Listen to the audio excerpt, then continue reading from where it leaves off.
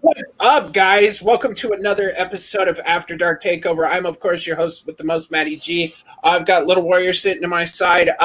It is Saturday night. It's a little later than what we normally start with, but that's okay. It is 10:15 on the East Coast, 7:30 on the West, and 4:17 in Hawaii. Like I said, I'm your host, LPT. I'm going to introduce first Mr. Matt Beer himself. What's up, buddy?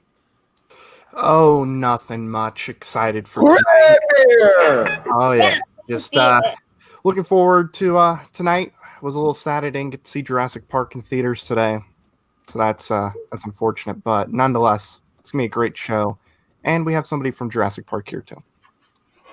Yeah, we do. He's a raptor. You know, everybody knows our raptor. You know. I guess next we'll just shoot down the line. He is Mr. Aaron himself. What's up, buddy? Hey, how's it going? Excited to be here. Excited to meet our special guest for the first time. And I have a goal for myself tonight. I spent an hour with the Barbarian last week and managed to piss him off with a film opinion. So I'm just going to keep my mouth shut this week and see what happens. I don't know. We're going to be we're kind of reviewing the brackets that were released this week, so you might piss that person off next. Next up on the list is Mr. Kevin Poss himself. What's going on, guys? Thanks for having me back, Matt. I'm excited to be back on After Dark. Excited for our special guest tonight and just to be talking some numbers. Oh, yeah. Well, there's a spoiler there. Gentlemen, this is the way. What's up, Mandos? This is the way. Hey, everyone. And Devin, the man of few words. Let's give a big aloha to Mr. Hawaii himself, Dr. Spaceman.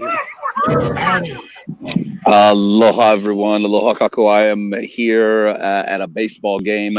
Lots of social distancing, mask wearing of everyone else, not the players.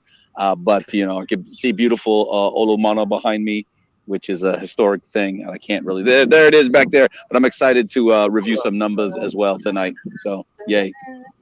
Well, I guess the cat's out of the bag of who our special guest this week is. If you know numbers, you follow the rundown. You know who this is. This is Mr. Frankie Numbaz himself, Mr. Frank Janisch. Welcome to the show. Thank you for having me, guys. It's great to be here.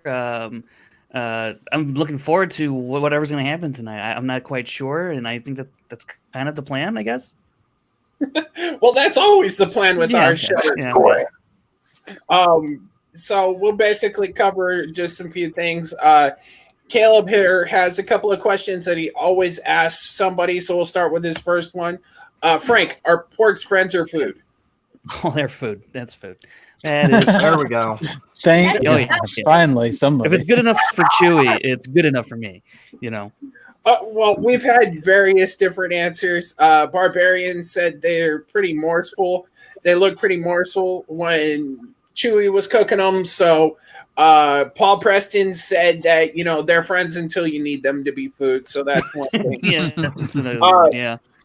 Second question. What is something about you that most people don't know? Something that most people don't know, would be that I have 5 sisters. I have 5 sisters, so not a lot of people know that. And usually I get kind of an interesting response from people, like, "Really? And you're the only boy?" Yes, I am. I have no brothers, just 5 sisters. Oh, did you have to share a bathroom with all of them? Yeah. Oh God, yeah. I had one, and that was too many. It was a lot of hair. A lot of hair. Yeah. I'm assuming you did not have a drawer. I'm assuming that you cleaned the drain. You were the guy that had to get all the hair out the drain. Yeah, it was interesting when it came time of the month to clean the bathroom. It was like, none of this is me, you know. And What was that? I bet you could take all the hair from them from the beginning of their could life create- all the way to 18 yeah. and make Mount Everest with it. yeah, you could create a little Cousin hair it. baby, you know, a little yeah. Hair baby. Yeah. Nice. God. Yeah, a good God man is correct. So, all right, let's address the elephant in the room. Why numbers? Uh-oh, you guys broke up there. Uh-oh. Did I? Why Oh, numbers? yeah, you did. Okay. Yeah, I don't know if you said There we go. anything. Like the CBS show Numbers? Do I like Yeah. the CBS show numbers? I've actually never seen it, to tell you the truth. I think I've You're only not seen, missing anything. Not missing that. what was that? Unless Alan's on it. I don't think you're missing anything. I Alan, don't you weren't think- on yeah. the show, were you? I haven't done an episode of that one, so not yet. Good. That show sucks. Oh, you Hey, haven't been if interrogated. it plays and it's a residual check, I'll take it. I don't care. Exactly. I think they You canceled haven't been interrogated on the show yet. What's wrong with them? I got to step up to. I have a message for the show Numbers. Oh wow. Very Anakin visceral. Skywalker's fiery rage. Fiery So, rage. My question was, why numbers? What drew you to the numbers of the Schmodown in general? Oh yeah, great question. So it was back in 2016. The Schmodown hadn't quite transferred over to Collider. It was like announced that it was happening, but it hadn't quite aired yet. And I had only been following the Schmoes, Mark and Christian, and that whole crew for like maybe a few months. And you know, they talked about the Schmodown on the Schmoes No Show, Schmoes No Live Show, movie show. And so I was curious about what it was.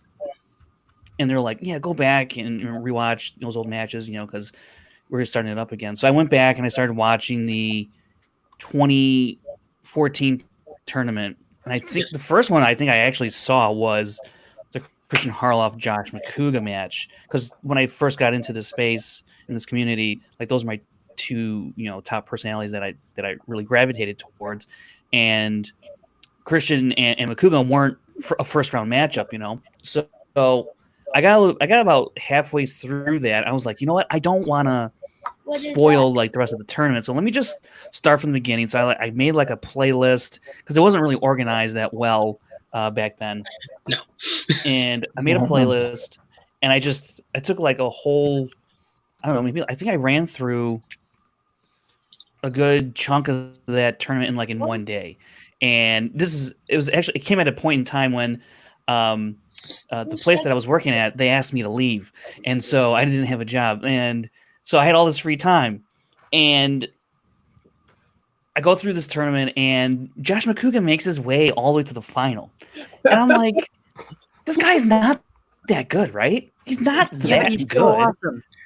Right. No, I love Josh. He's got McCouga, but, charisma. like he has all of that stuff. I enjoyed watching him. But I was like, movie-wise, is he really like that good? I didn't think he should have beaten Harloff, you know. And so I was like, let me start over again from the very beginning, and let me just keep track of who gets what right and who gets what wrong. And that's really, really where it started. So I went through the whole tournament, kept track, and you know, it kind of the numbers confirmed that McCouga wasn't really that great. Riley was like around 70%, I think, that whole tournament. And Ellis was pretty good, but even though he had that fluke loss to JT, you know, so that's where it kind of started. And then eventually I just kind of built out, I would just add another category. I would think of okay, well, who's the best in round one, you know, and then who's the best in round two and things like that. So it eventually just kind of extrapolated from there. And then when 2016 hit, or that season started, you know, with the John Campia Dan Merle match, I kind of had a little tiny system in place, and so I just kept on building it as the matches went on, and kept on adding different kind of stat categories that I was interested in, and then from there I would just post. I would take a screenshot of my spreadsheet and put it in what was then the Schmoville Facebook group, and from there I did it pretty consistently, and kind of got dubbed the stats guy. So, and then from there, it just kind of just took off, and then the rundown, and then 4 or 5 years later, here we are. Did you do a lot of statistician style stuff with other aspects? If you when you were a kid watching cartoons, let me see if the demographic here or this thing. Yeah, I never really. Honestly, I was never really good at math in school. I think there's like a couple years in high school where I was like pretty good at math, but for my majority of my life, I was not really great at math, and I would play a lot of fantasy football. So I was always like looking at stats in that kind of manner, and so that type of thinking was transferring over with the Schmodown and recording the stats like that. In terms of like also like yards per game would transfer into like points per game for Schmodown, things like that. So it's kind of like taking that as inspiration, like that's what they're doing. Because for like a little while, I was trying to figure out if I could like start predicting matches, and he was really out of breath. Getting attacked. It's all right. She's on screen. Just my daughter killing me. I want to point that out. That is the first time she's ever been on screen with us. Is that it? This is true. Yes, my daughter. This is Wait, fun. Oh, he got the fly. Nice. He's lying. This is Lint. Nice. Well, It's not one true. thing, He's a Frank, liar. that because I stop for a second, Carly. When you started posting that stuff and then Christian would reference it, this guy Frankie, he would get reference into you. But it made me think about it in different ways. Like you said, who's better in the round one, who is inconsistent in round three? Because I was just watching just for the characters, the personalities. But once you started doing that, it made me look at the game in a whole different way too, which I thought was kind of exciting to add a new level to it. And it's never gotten old in that regard, because now that the players are more sophisticated in what they're trying to do, So I think you're keeping those stats kind of elevated the whole game for everybody. Yeah. The other thing I kind of wanted to do, keeping track of the stats, was if I was going to have like my arguments or discussions or debates, whatever, in the group about certain players and matches, I wanted to come at people with like irrefutable facts to just win every argument and be like, actually, you're wrong because this person did this, this, and this in this match. And then like normally like 8 out of 10 times it would normally end the argument. It was just like thread done. It was just like kind of like a mic drop. But over the years, other fans have gotten more knowledgeable about the game, and also there's plenty of other fans keeping track of their own stats, and so they come with their own ammunition, and that's fun too. Mm-hmm. So I like to think I played a little part in that, in kind of elevating the debate in the Schmodown community about. Oh, you did for sure. Players and matches like that. Yeah, you did for sure. I know there's been a couple of the players that have gotten into it with you. Who's your favorite to spar with?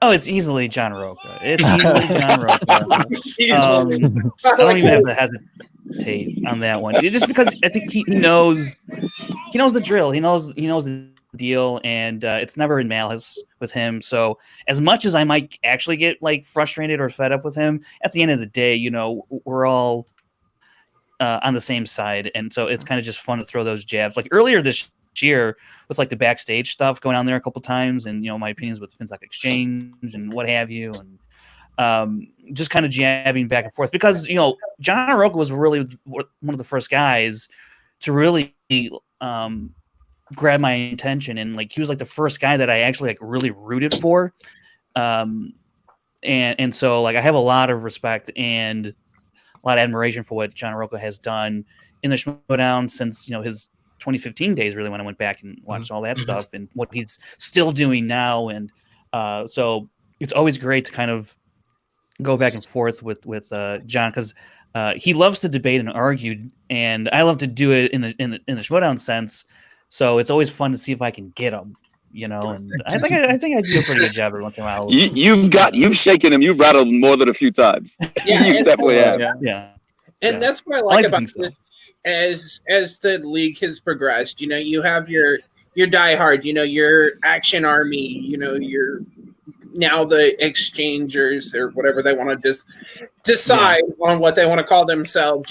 As the factions have broken and kind of made the action army was absolutely the original, but I have to say is watching the way that the league has progressed, it's kind of refreshing that it feels more like a league now than it did because you have more than just a team. You've got a whole group to root for, kind of like in wrestling. Sure. It's definitely. Yeah, I think that's an aspect of the game that, as we get more into it, this year, even though it's not fully like the realized version, I think Christian had in mind because COVID and all that stuff. So we got tastes of it like in years past, but not to the extent to which we would have liked to this year. Obviously, the whole factions and all that. I mean, we had little pockets like that. Obviously, last year, and the year before with Five Club and corruption, and there was supposed to be the Knights of Ken, right? Yeah. All that stuff. So yeah, I was so disappointed that never came to fruition. Yeah, Same here. yeah. I Who wanna be knows? in the Maybe, maybe next year that's a thing. I don't know. Maybe.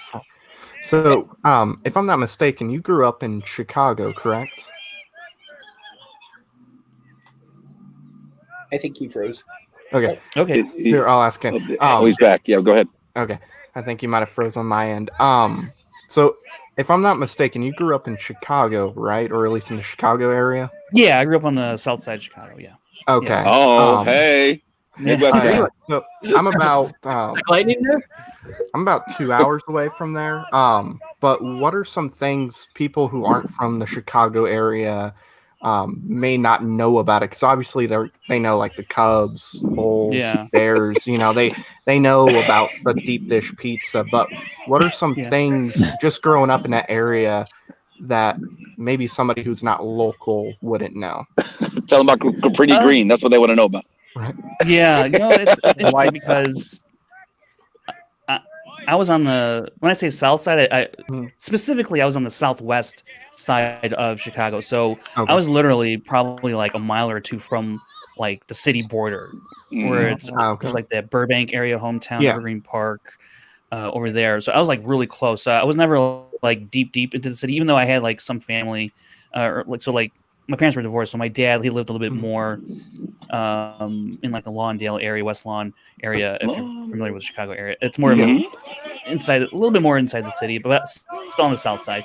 Where I grew up, it was I think decently diverse, but also somewhat segregated in a way that I don't know. It's I really don't know what to say. Like it's if you go to that part of Chicago, it's not like a dense area. It's probably, I guess I could say it's more of a suburban type of part of the city, just because it's so close to the city limits. It's not like downtown Chicago where there's the L train and all that, and a lot of business, and there wasn't a whole lot of foot traffic in my area of the city where I grew up in. Certainly, it's other parts of the city like that.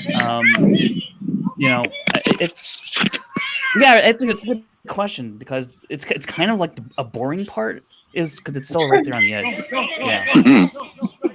And then I guess my next question is this, because this is kind of what defines who's what type of person is in Chicago. But are you a Cubs or White Sox guy? Yeah, so on the south side of Chicago, you're traditionally White Sox. If you're on the north side, you'd be the Cubs. And so my family comes from the south side, but some of my family has moved to the north side and then have become Cubs fans.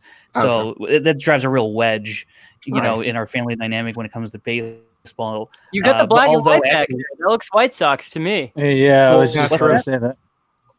I'm sorry, the black and white behind you, that looks more White Sox than Cubs. Yeah, for sure. Yeah, I'm definitely a White Sox fan. So, but actually, my dad and one of my sisters are like really big Cubs fans. So, it can happen. It's not ideal, I'll tell you that much. But I'm just glad the White Sox had won a World Series in 2005 before the Cubs finally won. Because that was fun for like 10 years. I had that over them. Right. That was a very spicy comment right there. Yeah, I mean, just at him. We here at After Dark do not do not follow his ideals. I didn't think anything there was controversial. I mean, you didn't say anything bad about the Red Sox. I mean, well, you That's never know. I mean, I'm just glad when the Sox went on that World Series run, that I think they swept the Red Sox. So I think so, yeah. Yeah. So I think because they only lost one game actually that whole World Series run, and I think it was like game 1 or 2 against the Angels. is that 09? Might have been. Oh, 5. 5. I think Yeah. 5, yeah. Oh, 5, yes. Graduated high school. Yeah. Yeah. Oh, yeah, I Yeah, remember that was that. the year after Sox first championship of ooh. not a good season. I'm convinced somehow my grandma and grandpa are from Chicago, my grandma being from South Side, my grandpa being from North Side, because my dad's a Cubs and White Sox fan. I don't know how that works. Yeah, that sounds like my mother. For you. Yeah, I just don't know how that works. Yeah, it's just like I just want everyone to win. I was like, well, that can't happen. That's not how this works. I like it. You got to pick one or the other. It's like That's they're both pretty from cool. Chicago. It's like, yeah, but no. They exist, Different. but I don't know. It's hey. So how about the rundown? How did you get involved in the rundown? Yeah. So, actually, another thing that a lot of people might not know, going back to one of your original questions, before I started doing the rundown, I actually did like 2 or 3 episodes, quote unquote, episodes of my own, and it was my own Schmodown after show that I started, and I called it the Schmodown Cool Down. And that's I good. started this whole channel. Good one. I started this whole channel, and I made kind of like a graphic, and I was like, all right, I made it like kind of like a schedule, and like I'm gonna do this, and everything I kind of do now for rundown, but I was doing it for that, and I was gonna make it a very stat heavy type of show where it's like first stat of the day or blah blah blah, things like that. So I did a couple of those, and I tweeted out the link to Christian on Twitter, and I never got any response back from that. And I don't know if I posted it in the Facebook groups, but nonetheless, I don't. It got really like no play at all, and I was putting a lot of effort into it, and not really feeling anything back from it. And I was like, I don't know if I want to keep doing this. It's a lot of work, but I'll still keep track of the stats because even that was a lot of work in its own. So I did like 3 of those, and that never went anywhere. So I kind of just shut it down. I deleted everything. Recently I did find. I still had the first episode I ever did. It is so cringe, you guys. It is so cringe. I'm like, I cannot. It is really bad. Like, this is how I talked. Probably, I was like, all right. And then in this match, we had Clark Wolf and Josh McCouga. Josh had 6. Harloff's gonna get it's like the what's that? word. Oh, cringe. Yeah. I don't know why. I no. think it's perfectly descriptive of what something is. Believe me, when you like, there would be no other word he could use to describe how it was in that.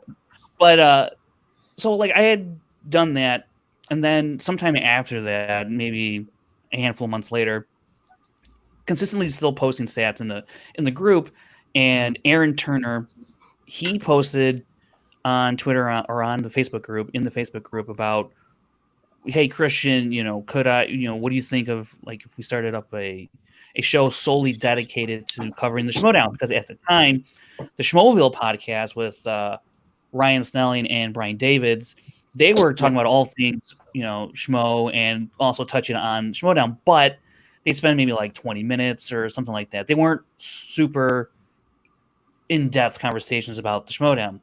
So Aaron had the idea of like, let's just make a whole show, 40 minutes, 60-minute show about it. And he was asking would anybody be interested in doing it, and I was like, yeah, I'll be down for it. So I threw my name in the hat. It was myself, Matt Kearns, Evan DeGraff, Aaron Turner, and myself. We were like the original pilot episode, and so we did the episode, and like I started using my stats and kind of like our discussion of the matches, and also like and how we were previewing the matches. And Christian heard that episode, and he really liked that kind of the quote unquote ESPN feel of it, of using the numbers and whatnot.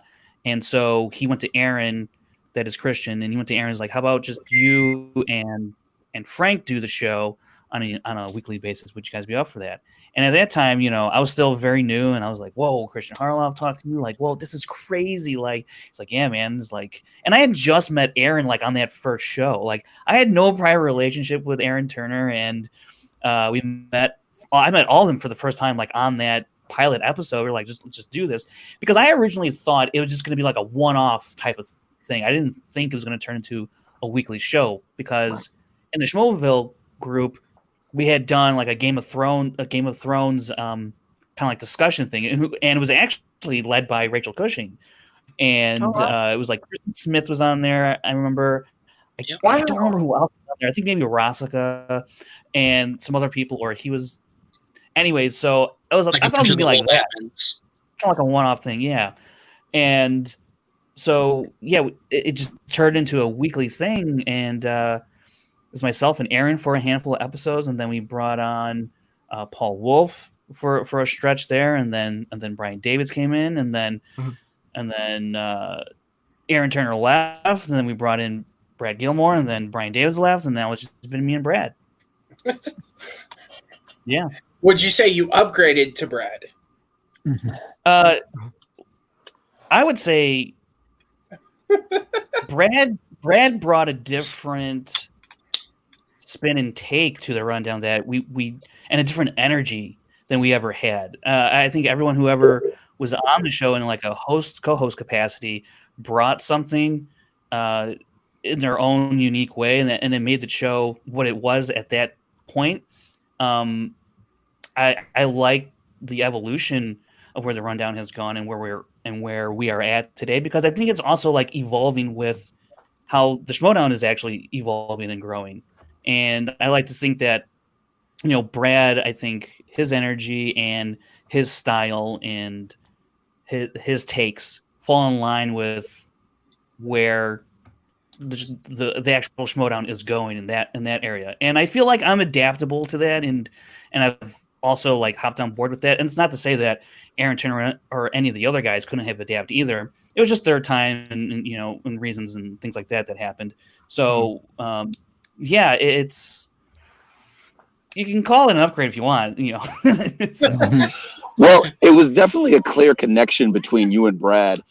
And you guys actually fed each other, because Brad's got, he's got great mic skills.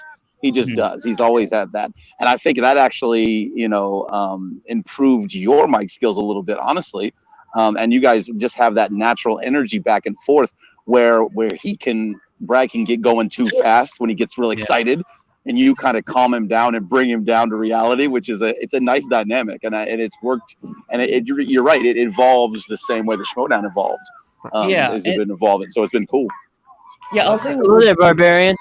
Yeah, hey, Barbarian. How's Elvis doing? He says, Alan. He says, "Why looking good there, Alan?" Hey, looking, hey, we got some clouds today, but we got some, still some sunshine out here. It's feeling pretty good. What I'll say with Brad is, with his energy, I think like I felt like I could match it, and I could easily get to that area. Whereas Brian or Aaron, they're a little bit more reserved and a little more even feel, and Brad can like fluctuate, go down, and he can bring it down and he can go up. And I feel like I can definitely play off of that and feed off of that. And so definitely Brad, I think, has helped bring something more out of me that was in there that I wasn't quite able to tap into. Great. And then I think also I had another point and it escapes me right now, but it was going to be a good point. I guarantee it. I just can't remember what it is. Blame Craig. Blame the Barbarian. He jumped in. Elvis. No, it's Elvis. God, we love him too. We love him too. Oh, Poodle. He says, question. Being as unbiased, neutral parties, or do you see yourself as taking on a heel or face? It's a good question, because for a while Oh, actually, I know what I want to say. Before I'm going to answer Barbarian's question, but I know what I want to say beforehand. When we had a 3-man crew with myself, Aaron Turner, and Brian Davis, or when it was Paul Wolf, I felt like for the way we were doing the show, I felt like 3 voices was a little too much for how I kind of envisioned the show. Because when I started, it was just me and Aaron, and I liked having that back and forth. I mean, Ron and Paul Wolf, there was that dynamic, and then Brian Davis came in, and then there was that dynamic, and and so like I kind of, because my mic skills weren't great, I did take more of a backseat role, and I just kind of was there for the numbers aspect, and I always had my thoughts, and I think in my takes, and I think I got that out there decently, but when it just became me and Brad, it went to more of the version that I preferred, with just 2 people having a conversation, talking about, the matches that week. And it's not that I don't enjoy having conversations with a multitude of people. Actually, I think for the show that we were having, where I kind of envision it as like the First Take, the Undisputed, the Party Interruption, all those ESPN, Fox Sports type of sports debate shows, that's how I envision at least the dynamic for the show. And so I liked doing a show with everyone that I've ever done it with, but I always preferred like the 2-man crew, because once it was just me and Brad and we were looking for a third, I wasn't really too keen on bringing in a third person. I thought me and Brad could do the show phenomenally, and I think we have. So there's that part, that point that 2 is good if you have enough to talk about. Like if you both are engaged. There's so much to talk about, almost just about every single week, that if you have 3 people, you're gonna have a 2-3 hour show, and I'm not trying to sit and have a 2-hour show, because A, that's a lot of time. B, then you got to edit, produce, and all that stuff for it. And I also have my own job, my real life job that pays the bills. So there's that aspect. But I always enjoy having guests on when we can. But also, like, Brad's schedule is weird, mine can be weird. So it's been a weird year in terms of getting guests on. We haven't really done that. But in terms of Barbarian's question, I try really hard to be neutral, and it's gotten more and more difficult over the years. I've gotten to know 7 is best, yeah. 7. That's a good number too. And so I think as I've gotten to know more and more players, and got a more personal relationship, it's become more difficult. And sometimes I think I overcompensate sometimes, in terms of maybe I have to go a little bit too hard so the audience doesn't feel like I'm, favoring, and maybe I go too far, and it's not. But in terms of like the heel roll stuff, most of the time I kind of rely on the facts, and that's how I base my opinions. And even if I don't say where the numbers, my opinions and my stances come from looking at just recording stats all the time for the matches, and I look at this and I look at that category or that stat and that stat, and I go, man, this player just not good. So yeah, I guess you're a heel if you say, John Roca, for example. No, he had a really off first round. He had 5 points. This is not the guy. And then now he comes after me. So like, am I the heel? I don't. I try not to think about it too much, especially in the moment. I'm just trying to talk about it. And was it him? Was it him or Bateman during the whole Silvestrini Goddard match where they pulled you in during that? Was it the backstage and they pulled you in? Was it? I think it was Ben or Roca that was straight up called you up. You were a heel commentator. That's what they were calling you. Yeah, something to that effect. Just because, I think it's because all that originated on Twitter, where I thought, or I tweeted something out about how their smack talk, or their heel level is greater than their smack talk, or something like that, and it just started this whole Twitter chain reaction thing that led over eventually to the backstage. And I still feel like I won that round. I won that battle. Every time we've been on backstage, whether it's been me or me and Brad, I feel like every time we go on backstage to like defend our point or confront whatever has happened, I feel like we've come out on top. So well, you've got the numbers. Oh, Do you prefer to talk trash or smack? As Mindy Kaling says, I don't talk trash, I talk smack. Yeah, smack for sure. I'm not going to Yeah, talk trash okay, there you go. because trash is I can't back it up. I don't play the game, right? Trash. So I can only come. If I want to go after somebody, I have to go after with cold hard facts that are, like I said in the beginning, irrefutable. Like you can't dispute this stuff. Quantifiable. Like, what are you going to say to me that you didn't score 6 points in the first round? Because I'm going to tell you did, and everyone else knows you did. So it's like it's absolute. I like that. Yeah. So I had a question for you, and it's actually off something you just said. Before I do that, I want to shout out two people real quick that I know you either know or you said you know. One is someone I'm still buddies with, Evan DeGraff, and the other one is Chris Clark, who I still talk to. Yeah. Good dude. My question was, you just made a comment about how you don't play the game. My question to you is, was there ever a moment where you considered actually wanting to play yourself, or was there ever a moment where there was like an actual invitation? Like, if you want to do this, that space is open for you. So I never really thought about, the question is about playing actually Schmodown. Yeah, like was there ever a moment where you thought, or there was an opening for you to actually get into playing it yourself? I'm not really great at trivia, but I am pretty good, or I'm decent at Star Wars trivia.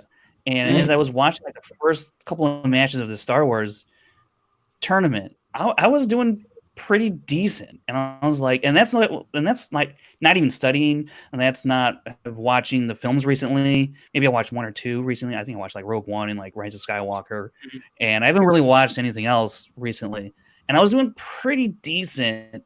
I was like, I wonder if I actually put the time in to what level I could get to.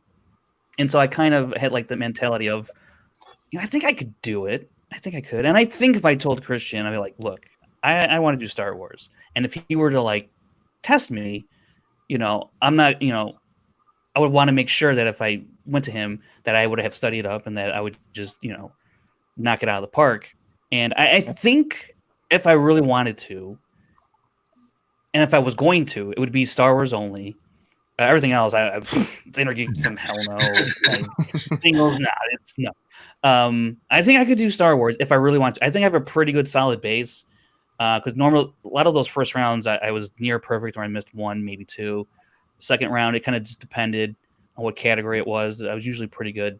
But I will admit, like those final rounds, like those 5-pointers, I probably the names of background characters found in books. That's where I like block off. Like I'm good at Star Wars when it comes to the movies and when it comes to the TV shows. As soon as like it gets to like what was the character that was in the background of Attack of the Clones in this scene, Alex Damon has all that stuff like down, and I don't understand how he does. If I was going to do it, I know exactly where I need to go. I need to study up on like call sign, ship names, Imperial officers. They like the numbers. Weapons, vehicles, and technology. That's 100%. There you go. They're like, because they never say I'm holding T16 in my hand. They just talk about it in the background. Yeah, right. And that's really the difference, I think, that Star Wars has compared to even Intergeekdom in a sense is like you got to know the item number, so stuff like that I would definitely have to go over. Like, did I know like the ship in Last Jedi, the Ninko, thing? Did I know that? No, I didn't, because did they say it in the movie ever? I don't know.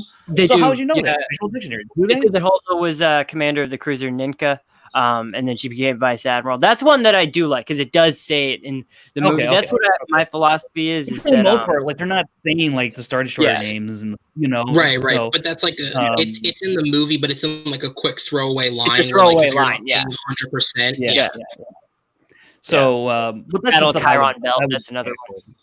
Yeah, this is stuff I would tackle if I was actually going to do it. And it's funny. I was actually thinking about it yesterday because I was taking notes, for those matches. And I was going over and I pulled out my notes from those matches, and I was like, I don't know if I want to do that because that's a lot of time to dedicate. I'm already doing a lot of stuff, and I'm like, I don't know where I'd find the time. Well, I remember Roka was talking about being in the Star Wars. So you and Roka Star Wars one-off exhibition might be fun. It might be. Yeah, I know Smets wants to take a crack at Roka. But I know Smets would smoke him, Destroy him utterly. Destroy him it utterly. would- I think I would probably beat Roka in my current state. In his current state, I probably could beat Roka. So, Okay, so we need to clip that. Okay, so we need to clip that. I love Roka. Roka. All right, we'll ask We can get Christian if Roka we on get this show. TMG exclusive for Christian. Numbers versus Roka, Star Wars. Let's do it. I can make Roka and TMG trivia right here. here's the thing, and I don't know, and I hope Kevin doesn't hate me for this or Roka, but Roka did say this publicly that him and Smets would during the tournament they would text back and forth about answers and they kind of like play against each other a little bit. And I know how Roka was doing, and I was like, wow, I could beat him. And watch here, any minute in the chat, we're going to see John Roka's name come up. I know, right? A sense goes off in Roka's head. It's like a spite sense. When somebody talks back against him, he's like, "Who is that?" Elvis is going to telepathically tell him that, Right. He'll be sleeping when I open up. As soon as Roka? anybody talks trash on Roka or in. I mean, Elvis beats, we all know this. Elvis beats the Barbarian, so Frank, Yeah. telepathically linked to Roka. shouldn't Elvis and Barbarian count as a team? Since there's always two of them. Well, yeah, but it's like it doesn't speak though, right? Like verbally. As far as you know, I mean, he could be telepathic. He speaks in Craig's head. Yeah, see, there you go. Or psychopath. I'll tell him I said that too. Which one actually typed that is my question. Right, that's a good point. Good question. Which one is in control of the body? Is it Elvis or is it Barbarian? Right, it's like that. Remember that episode of The Simpsons where the hair transplant comes alive? Like that's kind of like maybe Elvis. Yeah. Can we send Barbarian the link? Try to get him in here. Maybe you'd like to talk with Elvis. So do you obviously your stat guy numbers. Did you ever keep score of baseball? That's just something that I used to do when I was a kid that would I found it soothing is that I would keep score of a baseball game and also they wouldn't let me play, so I'd have to keep score for my high school baseball team. Is that something that you ever did with the numbers and stuff? Right when you said that, my son's up to bat, so we'll keep score this one. Oh wow. Once in a while, I would, but as a kid, I wasn't. I didn't go to baseball games very much. I certainly wasn't going to keep score sitting at home. I have a hard time watching baseball at home because there's just so much downtime in between pitches and whatever. But the few times that I have gone, I would get a program for sure, and then use the scorecard and stuff for sure. Yeah, I would do that. A couple times. Yeah, I've done that. Yeah. Yeah, I always thought single. That was cool. He hit a single. It was a giant. Oh, single, nice. That's almost better than I ever did. But I was I horrible stole a base once, and it was on turf. Okay, I was so horrible at baseball that my entire once I got off the t-ball, I could not hit the ball. I just had really bad hand-eye coordination, and I hit the ball one time, and it was a ground out. So yeah. That was the only Devin couldn't hit the TNT ball. No. I would only hit I couldn't hit the ball while it was on the tee. That does make sense, yes. I think the tee makes it harder, to be honest. Honestly, not hit the tee itself. I was going to say, go ahead. I was going to say, honestly, I was a pretty decent baseball player when I was younger. I figured out I could take a pitch real well, so you just lean in and let it hit you. Oh, yeah. Oh, yeah. I was the opposite of that, where I would use that as a lightsaber, blocking it. My walk percentage was off the charts because I knew that I just had a hard time hitting the ball, so I wouldn't swing a whole lot. I would make the pitchers really just. I was hoping they'd walk me. I mean, my walk percentage was. Kids can't throw in the strike zone for crap. No. Yeah. They really can't. So I would walk a lot too, just because it's I would either dodge it, not get hit with it, or I would Jedi block it. I got an RBI double once that tied a game Oh, good. when I just blocked it with the pitch. It was like going for my head, and I was like Obi-Wan Kenobi. Nice. It was What do they stupid. count that as when you swing the bat like a lightsaber? What's that called? It's still a hit. They It's still a count it hit. as the game-winning double It's still a hit. from the kid that they wouldn't Let put him in the swing. game. It's called using the force. Yeah. It's called sympathy for the kid on the bench that hasn't played a game yet, and we're behind, so we're gonna pinch hit him. I was terrible. I never got walked, and I couldn't hit the ball at all. I always got struck out. And then finally, last game, hit the ball. I just stood there because I had no idea what to do. I finally hit the ball. I was just like, I was shocking. just amazed and astonished that I hit it. I made contact. And they're What? like, go. And I was like, oh, Other yeah. First contact. First Contact, the best Star Trek movie ever, directed by Jonathan Frakes. That took 45 minutes. You have to give him I did he it, was guys. not the one that ran the wrong way. I've done that a few times. You would do that. So, okay, guys. You want to talk about the Deep Space Nine episode where they play baseball? I do too. Captain Not really. Sisko, his son, pitches for the team. Can we mute him? There we go. So, guys, something big came out. Schmodown Rise this week. The singles bracket came out for 2020, I guess. I don't know if we just want to, push to 2021 yet or not, but that's a discussion for another time. We all sat down and kind of broke our brackets down. I think what we should do, since Frank's here and he says it's okay with it, rundown on audio has dropped already. Because I know you guys are going to discuss that tomorrow. Your semis to your finals, and then the finals of the tournament itself. All right. I would want to be on in this, but I can't. I got to jump out. I got to take off. I just wanted to say I'll listen to the rest, watch the rest later. Frankie, it was a pleasure meeting you, brother. Oh, you too, and man. I'll keep listening to the show. And aloha. Have fun, guys. And I'll see the rest of you guys later. Yeah. Hi, buddy. All right. Aloha, guys. Yeah, it's only 5:00 his time. Can I suggest, Matt, too, maybe like your biggest upset as well? Yeah. Let me bring that up just a little bit bigger. We'll drop. Everybody knows we're on TMG, I'm assuming. Let's get rid of that. So my finals my semis in the top left corner, I have Roca and Andrejko. Okay. I think below that I have Rachel and Bibbs.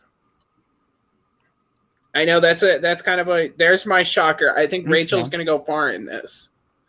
The other side I have Ethan taking on Tom, which I have Ethan winning that, and then Kalinowski Snyder. And then my finals of the bracket will be Andrejko Snyder.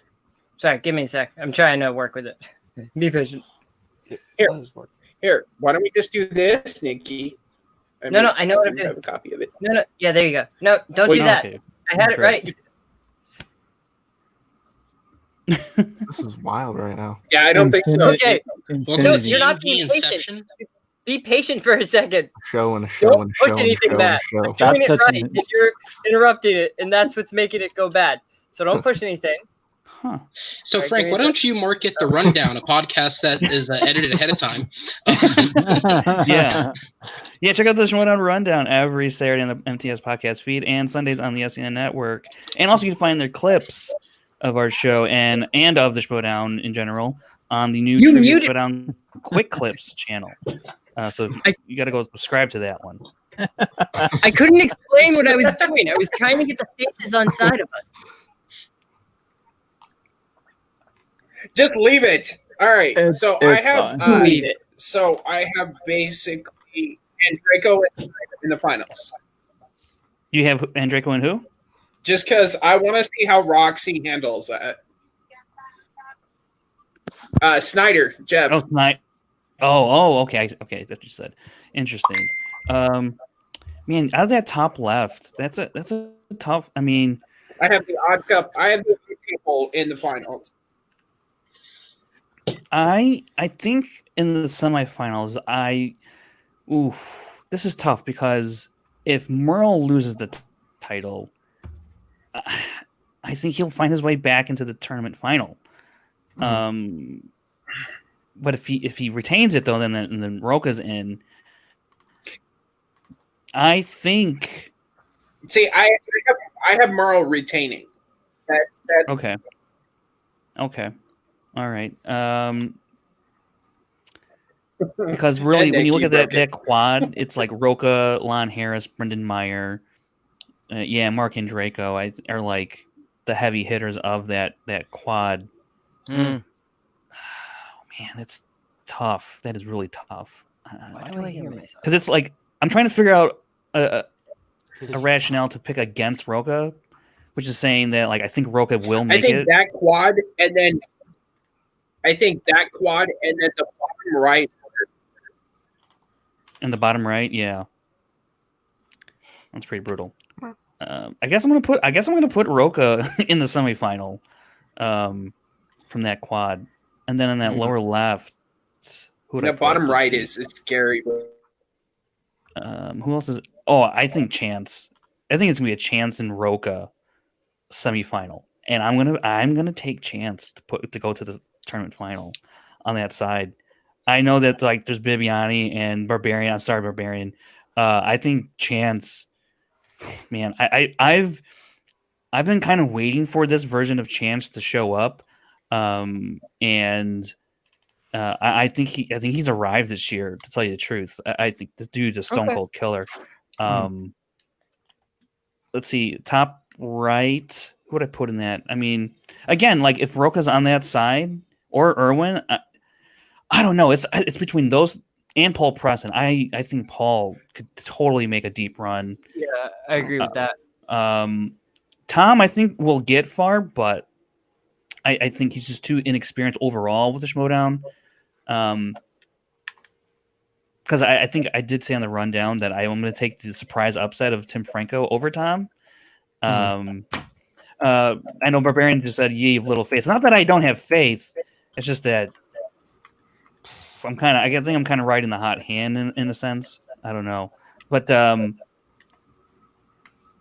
know that side of the bracket is going to be brutal. Oh my gosh, that left side is just. I don't know. Jeez, I don't even know. But the top right, yeah, I think I'm going to put Paul in the semifinal, and then on the bottom right, I want to put the other Paul Oyama, in the semifinal. So I got Chance, Roka, Paul, and Paul. See you, Craig. All right, take it easy, Barbarian. And no, none of us on this show have good better pick. Yeah, we had a 10-minute debate last week with Barbarian and Aaron over the positive side of Age of Ultron. Oh, interesting. There's a lot there. It was about 15 minutes of them just going back and forth, trying to understand why it was. Right. Inception. Ryan Payne says the left side has the potential of many upsets. Yeah. That one, oh man, that left side is just. So that's what I'm trying to do. I like it now. Okay. Yeah. See, that's what I'm saying. Just be patient, and I'll get it there. I mean, I could have done that for you if you wanted me to. No, you couldn't have. Okay. I have the power, Nikki. The tech guy is smart, but he's temperamental. Do not step on his territory. Oh yeah. I disagree with that. Hold on. My audio's been cutting out for the last 2 minutes, but I'm assuming you guys were talking about me, considering you just brought up the Avengers. He disagreed with it. Yeah, it was the disagreement between you and Barbarian that Age of Ultron is better than the original Avengers. I understand. I gotta think that hard for 30 minutes. I don't like your chances. Okay, so let me just hold on. So let me just briefly put my take out there real quick. So my thing with Avengers is yeah. Solid. Do not do that. Solid. No, I'm with him on this one. I don't think that it's better, but I think What is wrong with you guys? So here's what it is. So for people who grew up as lifelong comics fans or fans of the characters, I understand why it's one of the best movies ever made, because it's literally the culmination of everything that you want, and we have now seen what that looks like when it goes wrong. It's called Justice League. So I totally get it, but as someone who didn't grow up as a huge he won the conversation. And he's frozen because of these bad takes. It's not a bad take. God said, we're gonna freeze his because end. the first Avengers movie has a lot wrong with it. As good as it is, it has more wrong with it than Age of Ultron. Age of Ultron is pretty much a day in the life of the Avengers. That's what I like about it. They're already Avengers when the movie starts. You don't have to wait for them to team up. The first Avengers, it's the aspect ratio. That's something to get used to when you compare it to the rest of the movies. The score, I think, is better in the first Avengers. I think the fight sequences are better in the second Avengers movie, but I think the story of the first Avengers is better. It's just Age of Ultron is something that we don't see a lot in the MCU, which is just pretty much a throwaway episode of the Avengers, which I like because we get to see them on their best day. We get to see the Avengers in their prime in that movie, because after that point, they have Civil War. Before that point, they're just getting together. But at that point, these are the Avengers at their prime, that original 6, and then they're expanding in that movie. So that's what I'd say about that movie. Sorry, I went on a tangent there. I like Ultron, but Ultron to me, at least for the Avengers movies, was the Iron Man 2 in a sense of it's just a setup movie. In a sense, it's setting up, obviously, Thanos coming. It's setting up Thor in the hot tub. I could have setting up Ragnarok. It's a setup movie. You don't need it essentially, and they really throw so much humor in that movie, and a lot of it just doesn't land. Yep. Me. No, I agree with that. Some really good moments with every scene ends with a quip. It's a little much. At least I agree with that. Avengers. Better story, like you said, and to me, I think if you have the better story and you can execute it well, you're going to come with a better movie than a movie that doesn't have as good of a story, even if it's executed well.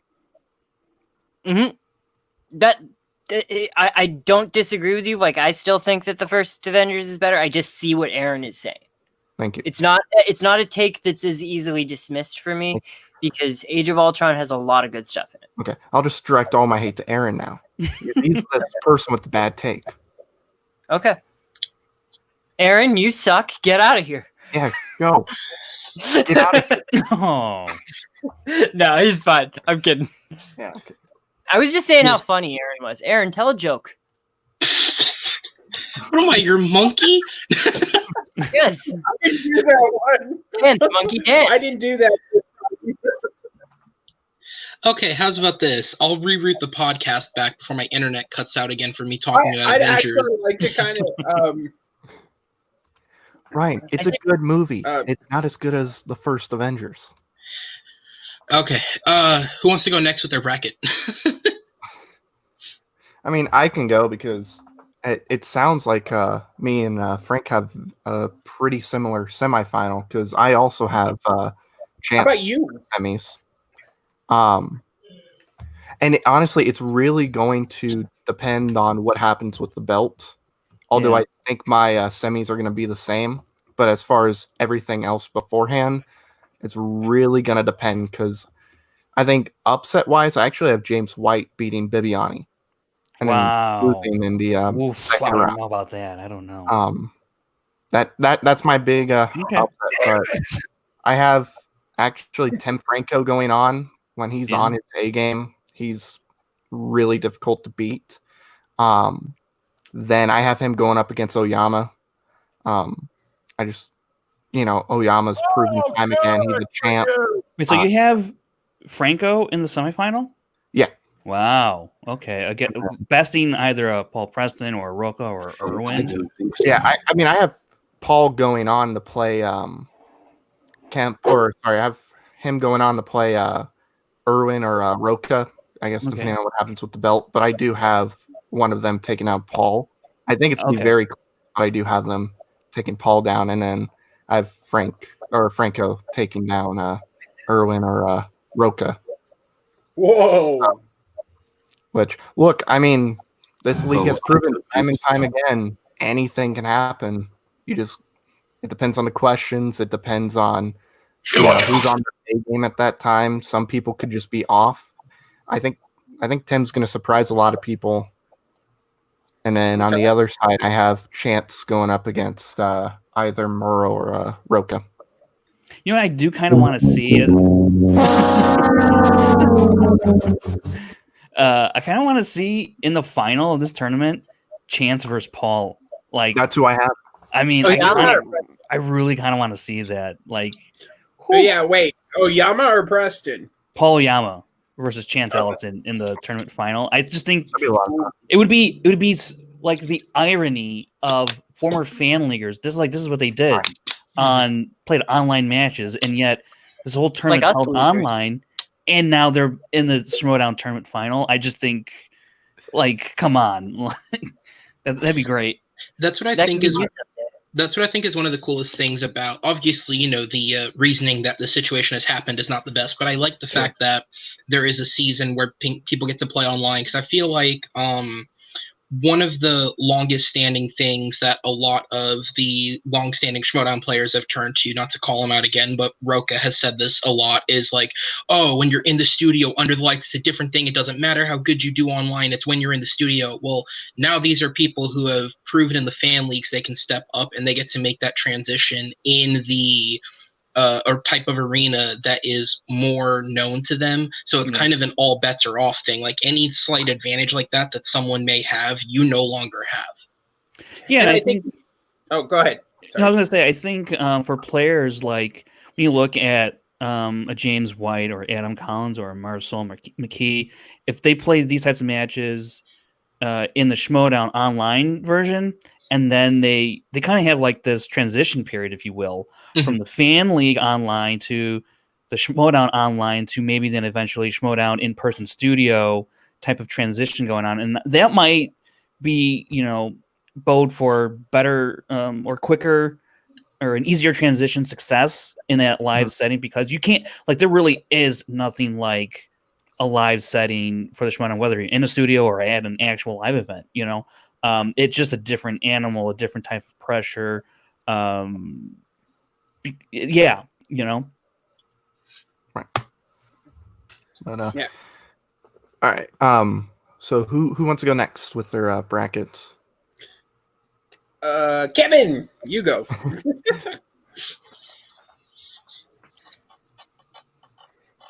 I have Chance winning the whole thing, by the way. Okay. Yeah, I can see it. I kind of want to pick him too. See, and the reason I didn't pick him is because he's come out and said he's focusing on IG. So his attention might be slightly askewed. Well, the Inner Geekdom will have been finished by the time they get started with singles. Right. So, right. I mean, yeah, like there's a possibility that by the time he gets from his last Inner Geekdom match to his first singles match, where there could be an unfavorable amount of time for him, where he's not brushed up on singles. But I don't think that is something to really worry about, especially against. And no offense to David Del Rio, but I think Chance will have should win that fairly convincingly. And not to mention, there's so many matches that his layoff time is going to be a lot longer in between matches, especially for these first couple of rounds. It's going to be a lot longer than it is compared to what it was for Inner Geekdom, I think. So that could help him. Yeah. Sure. I can understand that. It's just, I don't know. I just want to see Rachel have kind of a run, because I think she's kind of an underrated player, and she's been studying really hard. So I just like this whole. She did twice, I believe. That's why she knows who I am. Narcissism at its best, everyone. So, Kevin, did you have a bracket, or did you not want to do that? Did you? Because I don't have a bracket. I'm not ashamed to admit it. This is a lot of names to remember. I'm No, not sorry. part of I just this. didn't have my mic down. That's my fault. Oh, okay. But yes. So I have my upset on the left side is I have Adam going to the quarterfinals to face off against Mark and Draco. And then on the bottom I have Chance and Bibiani, and then I have and Draco and Bibiani in the semis. And then on the right side I have Ethan and Tom, and then Kalinowski and Oyama, and then I have Ethan versus Oyama, and then the finals I have Bibiani and Irwin, and I have Wow. Ethan winning the whole thing. That seems very realistic to me. It really does. I'll tell you the truth. Yeah, I just want to see the odd couple pair off, because that could be really interesting to see how Roxy would try and manage two players at one time. Yeah, it would. That would be a lot of fun. Plus, Caleb made us decide that because he has, the infamous car. Oh wow! He got this at the yard sale, by the way. Just so you know. All right. So I guess since everyone else is gone, I'll go ahead and go. We're starting from final four matches, right? That's where we're starting from. Yeah, top left. Sorry, Kevin. All right. That's all right. I was gonna say I have two. It may take me a minute to line everything up. I filled mine out on the thing that Christian posted to the Facebook page yesterday. So the other thing is I have to ask Frank before I start. Frank, are you the person who input most of the stats that are on the Schmodown website? I am the person. The only person. That's all I needed to make sure. Okay, so I tried to do this as realistically as possible. When I say I spent more time than I should have, I absolutely mean it. And I completely understand. I looked at stats. I looked at old videos. I looked at tournament runs. I tried to come up with what I thought was a somewhat realistic look. I mean, it may still sound outlandish, but as close as I could get. So, all right. So I guess if we're starting in the top corner, the top left-hand side. So to preface, I have Merle retaining the belt. So Roca and Erwin enter the tournament. So my top left-hand corner, I have John Roca facing Brendan Meyer. Okay. And then in the bottom of the left side, I have Barbarian versus Chance Ellison. I bet Craig needs to hear that. And then moving on into the finals for that portion side of the bracket, I have Barbarian barely beating Ellison. And then I have what I would probably say is the upset of my side. I say Brendan is going to beat John Roca. Oof. Because he did it last year. He went on an entire tournament run, and it took, losing to Bateman, who would go on to become the champion, to do it. So James I Bond. think, James Bond is what, right? That's a Brendan Meyer guy, James Bond, right? I believe so. Yeah. That was the death knell. So. And so I think with when I look at it, his performance in New York, he was definitely closer to getting to Dan than Bibiani was. That's where the controversy came from, because people thought Bibiani was kind of playing for him to win basically by the end. And having had all this time to study, again, with the world being down for the last few months, we know as an actor, he has not had to act. So I feel like, as someone who really does seem to care as much as he does, he would have put in the effort. So I think he'll make a real run at this. So then I move over to the right-hand side of the back bracket. In my final four, the top side, I have Ethan Irwin versus Tim Franco. Okay. Because I think statistically, when you look at Franco's played so few matches and they've all been so spread out that I think he's kind of forgotten about. But statistically, he is very good when he does play. He gets a lot of correct answers, and he does have a win. His one win in singles is against Matt Ashby, so it's not like it was against some slacker, because Ashby's also done very well for himself when playing. And then so on the lower side, I have Paul Oyama facing Mike Kalinowski. And so the semifinals for that side, or the finals for that side, would be Ethan Irwin versus Paul Oyama. And then in my opinion, I think the finals is going to be Barbarian versus Ethan. Right now, well, for being realistic, if I don't want to get murdered on the internet again, I would pick Barbarian. But I think I think Ethan has the slight advantage because Ethan has done it. He has run the gambit and won before. And I think in the situation that I've set up where I think Ethan beats John in that play-in match, and I think he'll lose to Dan, I think that'll give him the motivation to, again, go on the run. Because, again, it's that thing of, like, we know that one of the things that may hold Ethan back is the fact of, what his full-time job is. In the time that we're in the world right now, I'm sure as a producer, he is still doing something, but obviously it is not as involved as it normally would be. And I think if he wants to go for it again, because he definitely has the ability to win, that would give him more time to go for it. Yeah. I like it. All right. I think that's all of us since Nikki didn't do one. Yep. Yeah, I think so. So, I mean, you we got could the go over the graphic up, entire so- bracket, but that would take forever. I like the fact that you don't know, with these being at home and kind of in a safer environment, not the lights under and so forth. This tournament could go anyway. No. Yeah, it's gonna be really crazy to see how things transpire throughout this tournament. I mean, it's gonna be a really wacky. I don't know how many weeks this is gonna run. Right? I don't know, 4 weeks, 5 weeks. How many matches are they uploading a day when they start doing it, or uploading a week? First 2 rounds will have 4 matches a week. Wow. Okay. Wow. Jeez. That'd be a lot. Yeah, it's gonna be a lot. Just like it was in 2017 when they had singles and teams going on at the same time. Effectively, kind of the same thing going on here, except it's all singles now. So actually, I was. Does anybody have any wild cards? Actually, that kind of. I have Rachel Silvestrini making it to the semifinals, and Tom.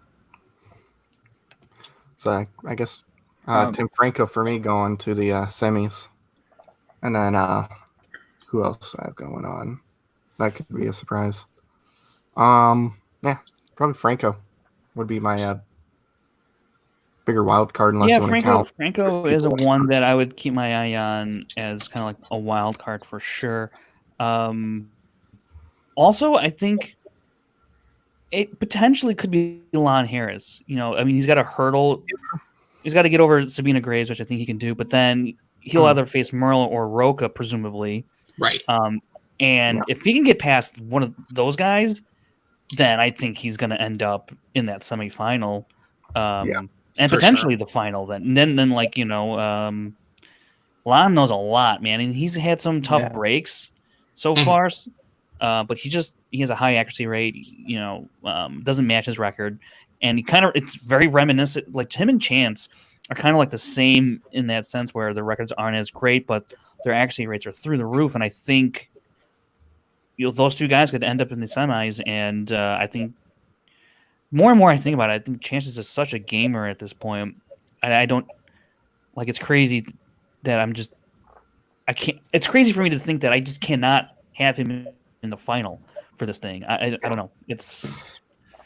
There's always those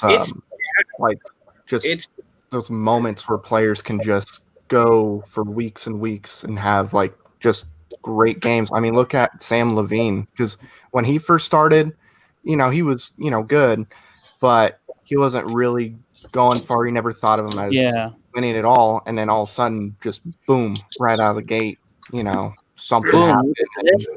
Now, a lot of people considered him the best to play, and then obviously Merle came back, and that changed. But that can always happen. Chance. If we're going to talk about wild cards, we have to go. The craziest things that we've ever seen out of left field, and it has to be Guy TKOing Merle. Oh yeah, sure. Yeah. I mean, that's very popular at Schmodown in my house. Because it just is. If you know me and my kid, it is. And then he puts on Houston, and then we don't talk about that. Whitney Houston. I have Jader actually upsetting Jim, and then even Paul or Zipper too. If we're talking about the Jader Jim match, I want to ask, because I feel like obviously no one's going to doubt Jim's knowledge, but it's not just like there's the one fluke biopics thing from 2 years ago now. Yeah. Every match that Jim has played this year, in some way or form, he has shown some sort of lack of just overall general knowledge when he's playing. Would Jader beating him actually be a surprise victory? Because I think if you look at the seedings, Jader is, I believe, if you look at it, he is ranked higher than him because he is 1-0. And also, Jader is a fan coming into this who's someone who is more tuned into the things that have faltered Jim a bit, which is like the rules and understanding the opponents a little bit. So would that actually be an upset if he wins? Because I have him winning too, and I didn't see it as an upset. Yeah, me too. Yeah, I do too. Would it be an upset? That's a good question, really, to tell you the truth. I don't know. I guess it wouldn't be an upset, but just because people know. Yeah, I don't. That's a good question. I don't. I guess no. It would not be an upset if Jader were to win. I just think that people feel upset because Jader really hasn't played much. Yeah, he's an You know, unknown. he hasn't- That's why I call it an unknown. upset. But Yeah, you know, you've got virtually you unknown. can go back and you can go back and watch what he did at the live event and then his one match, but that's it. You don't have game film. He wasn't a fan leaguer, so you can't even dive back into those and see his, strengths and weaknesses. That's an unknown commodity right there. So that already puts Jim in kind of a bind. Right. Hey, can you guys give me like 1 second? I'm gonna take out my contacts. They're kind of like aggravating me right now, so I'll be right back. yeah, absolutely. You're good.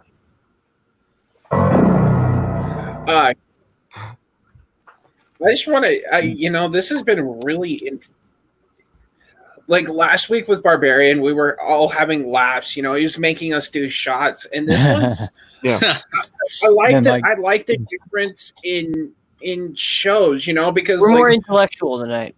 Yeah. Yeah, like with Drew, we were all real, we just kind of let her do her own thing. Paul was just basically doing stand-up for 2 hours.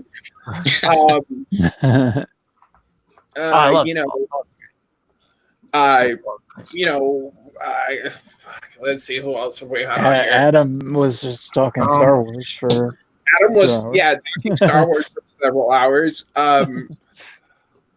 Bobby Gucci was teaching us life lessons. While drinking tequila out of a mason jar while walking down the street. It was incredible. I tell my father about that often. Every time I watch the showdown with my dad, he's like, "What the fuck is with this guy?" I was gonna pull that up. That guy. He's smarter than he looks. I don't have Whitney getting out of the first round. I don't think Whitney's going to beat Barbarian. Because Whitney's playing the Barbarian in the first round, and I think he's in such just a mode between the start of the year and now the tournament happening, and the people that he's on a team with obviously are all in their own way or form kind of the best of the best. Like I think he's going to move from one tournament to other, and Whitney's not going to blink an eye, which sucks because Whitney's a better player than an 0-3 singles record with State. Absolutely. But it's just kind of I think he's just kind of out. That's it. I have Whitney going on to play Chance. I just, like I said, I think Chance is in a mode right now to where he is. He remind like it's going to be almost like Sam Levine in a sense. It's like I was saying where Sam just went on that tear. I think Chance is going to be in that mode too. Tournament to tournament and just yeah. So like, and if Chance wasn't like that, or if Chance was on a different side of the bracket, I think Whitney could go to the semis. Because he clearly knows a lot of stuff. But he does. Like I just don't think he'll beat Chance. I mean, I don't think he'll blow out, but the thing that worries me about Whitney is his round twos are very suspect. I think he's a solid round one player. Obviously, I mean, he's capable of hitting a perfect round. I'm very suspect about his round twos because they get a little bit more. Round twos get a little bit more into the details, where I think Whitney doesn't necessarily consume the media like that unless it's something that he really, really, really knows. which tend to be more like the Hitchcock, right, and things of that nature, more classic based, and maybe some more like horror type of things. But like if he gets like 2000 in round 2, I don't think he's gonna fare that well. It's gonna depend on kind of like the year, how early or late I think in the 2000s these movies fall into that he's gonna be asked. I'm not terribly confident about his round 2s, and I think that's just gonna be a major weakness. And then once you get to his 3 or his 5, again, the detailed oriented type of questions that he could be asked in those areas, I just don't know that that's how he consumes or retains that type of information to pull it out. I don't know that he could hit a deep 5-pointer to win the match if it came down to that. Yeah, that's true. I just got a feeling. I think. I mean, so I don't think he's kind of very surface level. Yeah, and I think what it can happen is he can jump out to like a decent lead where he might not have to rely on hitting a 3 or a 5 to win the match. Like that's probably more of the ideal situation.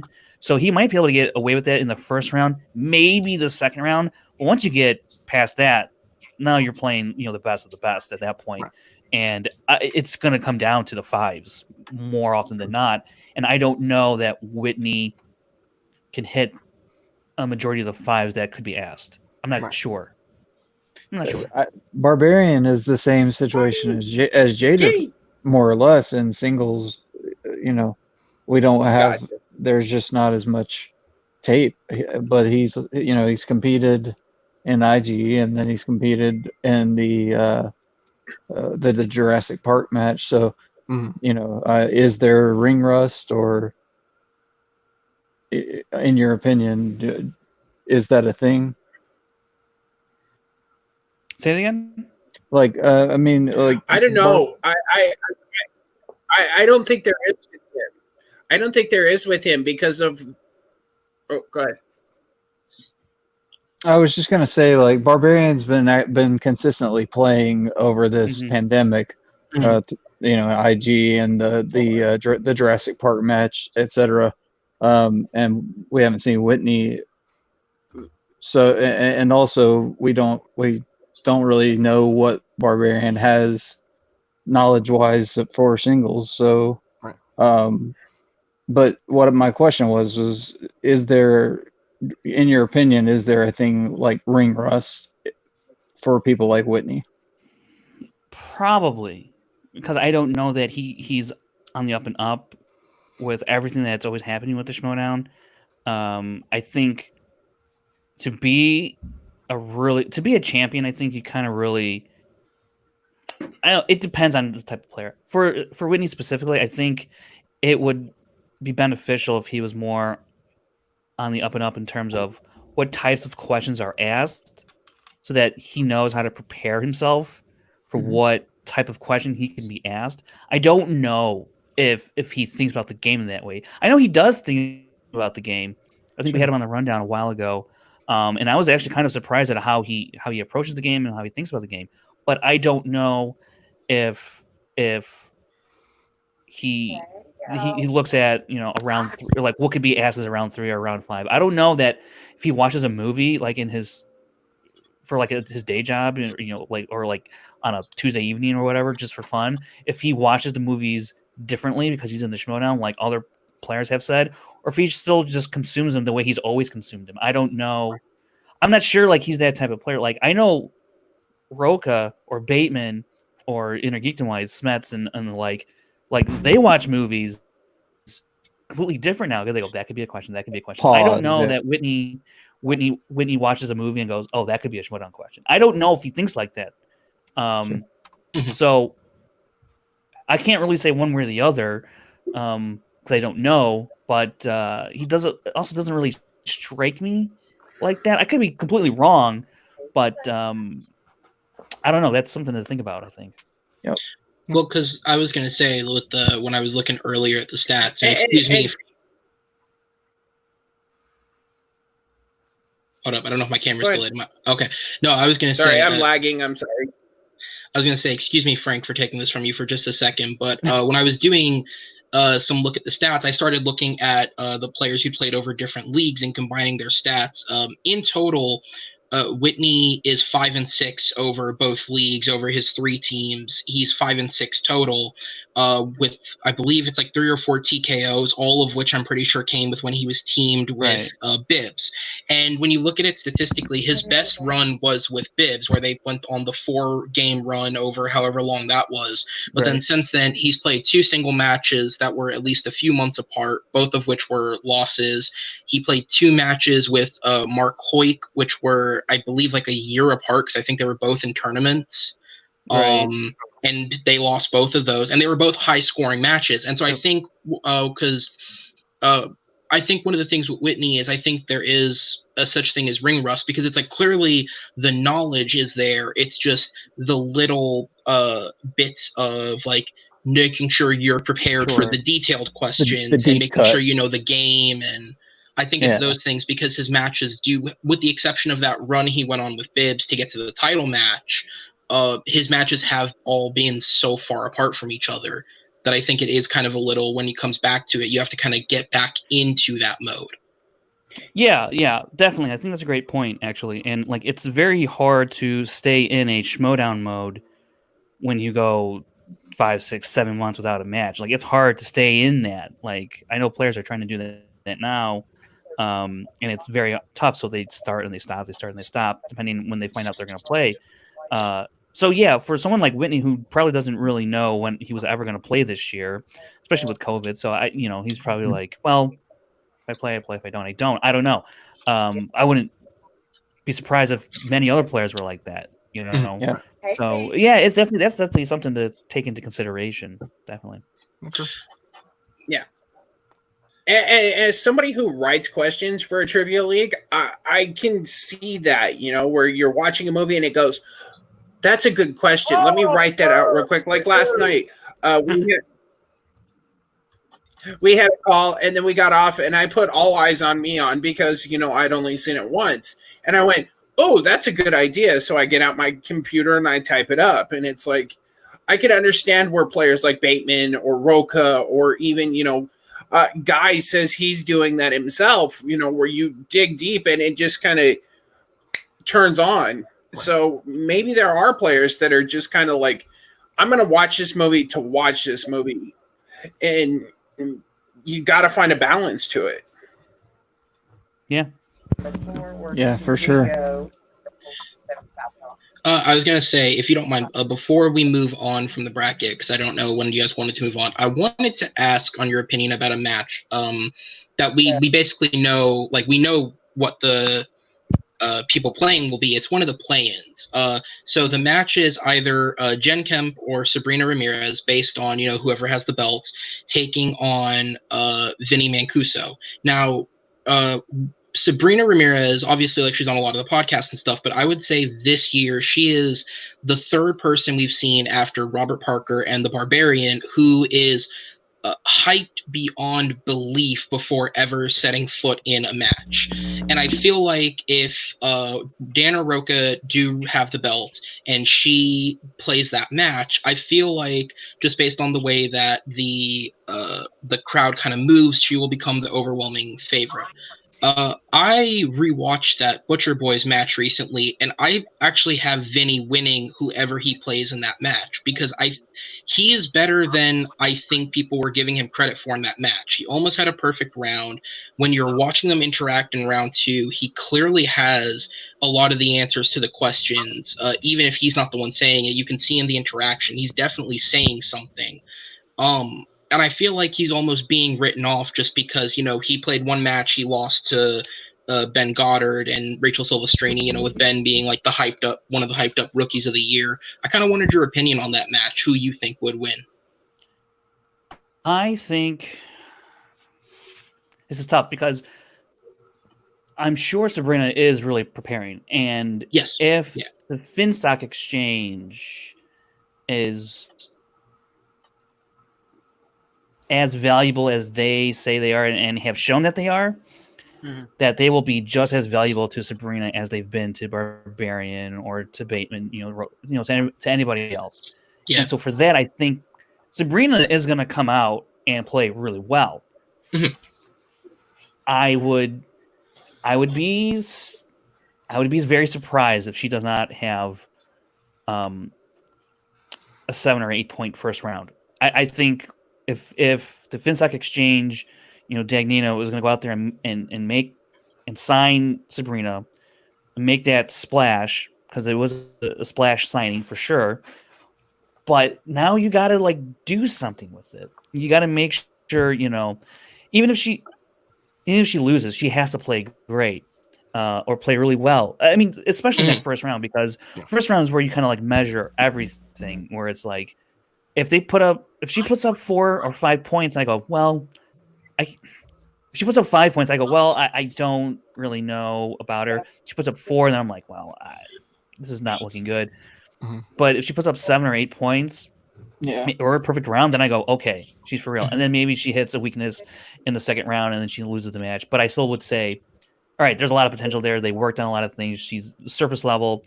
She knows what the game's about now. She'll work on kind of some deeper stuff and have more time, blah, blah, blah. Right. With Jen, she's been a fan leaguer. I think Jen was amazing in the fan league. She will give a run. She'll give Vinny a run for his money. I think Vinny's also probably pretty good. I agree. I think he's better than we've seen. But I think Jen, I know she wrote actual Schmodown questions once upon a time, and in other spaces, right? So she knows the game very well and how the questions are asked and what they look for and how that works. So I think she has the advantage over Vinny in that regard. Mm-hmm. I think she could definitely beat Vinny. I'm not so certain Sabrina could beat Vinny, and that's really coming out of just pure speculation right on Sabrina. Right, obviously, yeah. So, but I still give her a shot because she's coming from the exchange. If she was in any other faction, I'd probably would be less on her chances.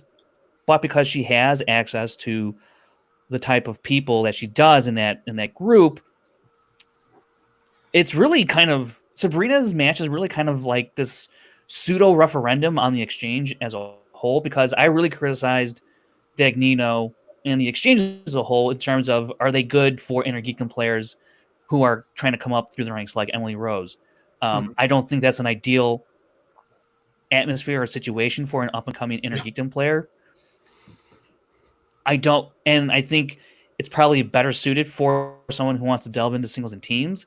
Now we're actually going to find out. Barbarian is a different case. The dude came in already stacked with knowledge, and he's helping them out in ways that they probably never even thought. And I'm sure they're actually helping him in ways, right? So it's vice versa. But I think he already came in at an elevated level. Sabrina, I think she's coming in with a level of knowledge, but I don't think it's Barbarian type level. I think we would have heard, I think, a lot more from the exchange of hyping her up in that sense. Right. I think they would have taken that and ran with it, and they haven't. And I think because they know that, well, Sabrina has the attitude and the willingness to be a great player. I think it's incumbent upon them to help fulfill those wishes for her, because in return it brings success and prestige to the faction as a whole, and to Dagnino personally, really, going into next year, saying that if you come with me, I can help elevate your game on a single/teams aspect. Inner Geekdom, I'm not sold yet. I don't think he's ever going to be that guy, to tell you the truth, because he just doesn't know what to challenge and what not to challenge. He has to defer to his player almost 90% of the time in that type of arena. He doesn't know. He wouldn't know what to challenge for a Thor Ragnarok question. Right. I don't think he's that kind of guy, and that's fine. Mm-hmm. Sabrina, though, I want to see her do good. We kind of almost need her to do really well, to tell you the truth. So I'm rooting for just a great showing, but I would love to go out on a limb and pick Sabrina to beat Vinny, but I have more confidence in Jen to beat Vinny, and I guess Vinny over Sabrina. And through no fault of her own, I guess Sabrina's probably the third on that confidence list. That was very long-winded, but I hope it made sense. I would say, agree. I would say any of the rookies in this, even if they lose, as long as they perform, I think they have a great shot at making themselves more known for coming up to next year. Because I think we've already seen that with the Brandon Saul match. Like after that match, despite the fact that Brandon hyped himself up and did go on to win, I think more people were kind of talking about like, oh, okay, like we didn't really know this guy. He was trying to fight back the same way Brandon was. It was all talk, and then he backed it. Like it's not like he, bent over and kind of gave in and that was the match. Like he put up a fight till the very end, and so I think that leaves a better impression. Right. Yeah, absolutely. Yeah, that's a great point with Saul. Yeah. So okay, I think we've covered that. I want to talk about something that's coming up in August. Announced this week. We're actually going to do a live watch along on our channel of something I actually didn't think was going to come to fruition this year. It's Jericho and Kevin Smith. And then the Action Civil War Part 2. I don't know where to start with this one. I'm excited for both matches equally. I want to see Drew Guy actually come play and not just get blown out again like he did. But the wild card is Kevin Smith and Jericho, because Kevin Smith, being a director, producer, writer, his accolades are bigger than has the Fat Man on Batman show. He knows his stuff. But Jericho's the wild card. Like he may come out and be, the cocky, arrogant person. But I think this is the marquee match that could easily get Schmodown into a mainstream. Mm-hmm. I just want to know what you guys think about like the whole, and the fact that it's going to be live. It's going to be on a Thursday, and it is going straight to YouTube. Christian said it's not going to be behind a paywall. Yeah, it's to bring eyes to the product. I just want to know what everybody's thoughts on. It's what they always wanted. I mean, they wanted the celebrity matches. I mean, this is a step towards The Rock versus Kevin's. Not Kevin Smith, Jesus Christ. Kevin Hart, thank you. The Rock versus Kevin Hart. I mean, they said that would be like their dream match, is to Central have like Intelligence? something like that. Yeah, Central Intelligence, Jumanji, something like that, where a movie is being promoted and they get to have them on a Schmodown that week as a promotion of the movie. Well, they got the kids from it. Yeah, they did get the kids from it. Yeah. But I think it's a step in the right direction. And I think it's one of those things that if COVID didn't happen, would we be getting this soon? I mean, I don't think we would. It makes it easier for them to just go on like the YouTubes, just do it from their home, because I'm sure they're not as busy as they normally would be right now. I think it would still happen around this time because you got to think they're scheduling probably months ahead of time for this type of match. Kevin is still working. It's not like he's off. He's going to be working on He-Man, so that's going to take a lot of time. And Jericho, I think he can squeeze in the time too, as long as he knows, like a month or two in advance. I think this has been planned, or at least was developing, a long time ago, regardless of if COVID was going to be a thing by this point or not, or if they're, gotten out of the park. Do you have any insight to that, Frankie? Yeah, I think, a little bit. I will say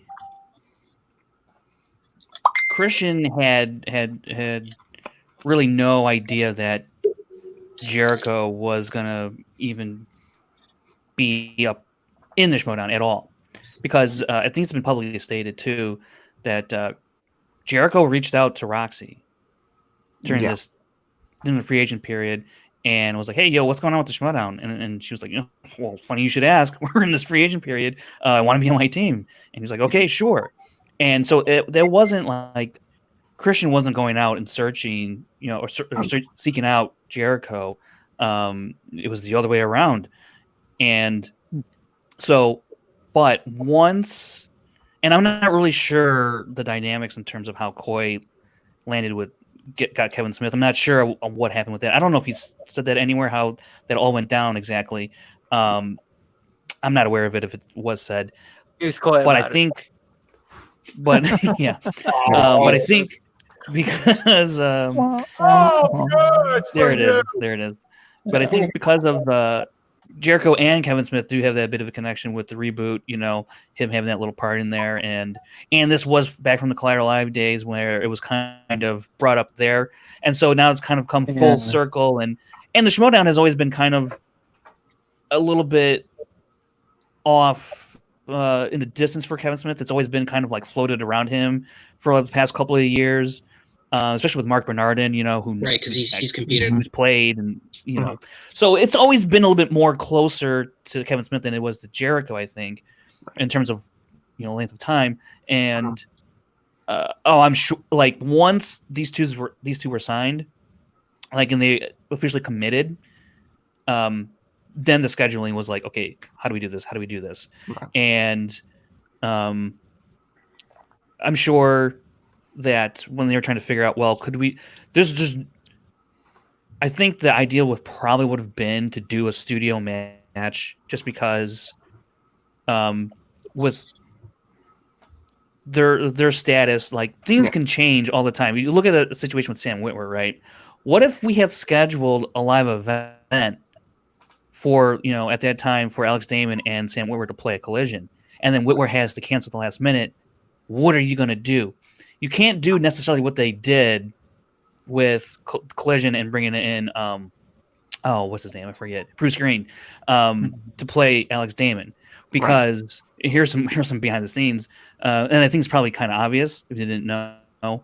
That Star Wars match was not shot on the same day as the rest of Collision, shot on a different day. So you can't. So you can still have your Collision event, but if it was a live event, you can't do that. So I think probably, if they're going to try and make that match in person, it would have been a studio match, just to accommodate fluctuating schedules with whatever they had. That's my assumption. But because everything remained closed and we had to do everything online, then that really opened up more possibility, because it's like, all right, Jericho's only got to section off an hour and a half of his time, as opposed to 3, 4, maybe 5 hours, you know, to blah, blah, blah, everything like that. So, you know, days from flying from, you know, Florida. Yeah, exactly. You know, he's still got AEW and his podcast, and Kevin Smith, you know, everything you talked about with production on different things. So it's like Kevin Smith is like, I got to squeeze in an hour here. Sure, it's my lunch break. I can play a match. You know, just, you know, it can make it that much easier to land this type of match and make this match happen. But so. Yeah, I mean, as soon as these two guys were locked in, yeah, definitely they were like, okay, what do we do? How do we make this happen? I'm sure they were scheduling this all out. And like, honestly, I think it really does even more help that we made this happen because of the partnership with Skybound. That, you know, this is a company that's backing, you know, Schmodown, and it gives it a little bit more notoriety and a little more, you know, oomph, if you will. And so I think that definitely helps, you know. Right. Yeah, true. Because I run on this channel a wrestling podcast that we do Thursday nights, so, you know, I have to keep up with what's going on in the world of wrestling. Not like I don't do that anyways, but I saw headlines everywhere. You know, Chris Jericho, Kevin Smith, movie trivia Schmodown, in places that you wouldn't normally see it. So it's definitely bringing ice to it. Like today's match, there were 1,300 people watching today's match. So it's definitely become a fruitful thing. Hello there, Mr. Nikki Flicks. But it's just, it's so exciting to think that, you know, maybe if COVID hadn't happened, this would have maybe happened sometime next year, sometime further down the road. And just because of this, we actually get to see something that the fans really wanted. I want to see what Jericho has. Like, my kid, he is too. I will ultimately say that I think the Chris Jericho Kevin Smith match would have happened no matter what this year, because I think Skybound would have moved a lot of pieces to make sure this thing happened, because Jericho, as you said, Jericho and Kevin Smith bring in a bigger swath of audience than the Schmodown has ever been exposed to. It brings in both elements of what comprised Schmodown, the wrestling and the movies.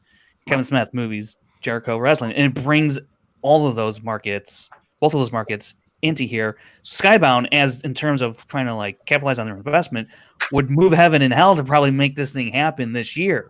You know, especially to make that announcement that you signed these two guys and then for nothing to happen, you can't go go to the end of the year and you can't have the season end and not have anything happen with these guys. You know, Right. And I think it's smart to not put it behind a paywall because just with that could their have been name, spectacular. it's going to bring so many people because they could have charged, a couple bucks and they would have got a lot of people paying for it still. But now you're not only going to get the people that maybe never heard of the Schmodown that would have paid to see a match like this. You're going to get the ones that would be interested in watching it but wouldn't pay for it initially. So this could be, really big. That would look like a total cash grab. Yeah, true. On the Schmodown part. Absolutely, and that's not a great way to attract fans. Right. Right.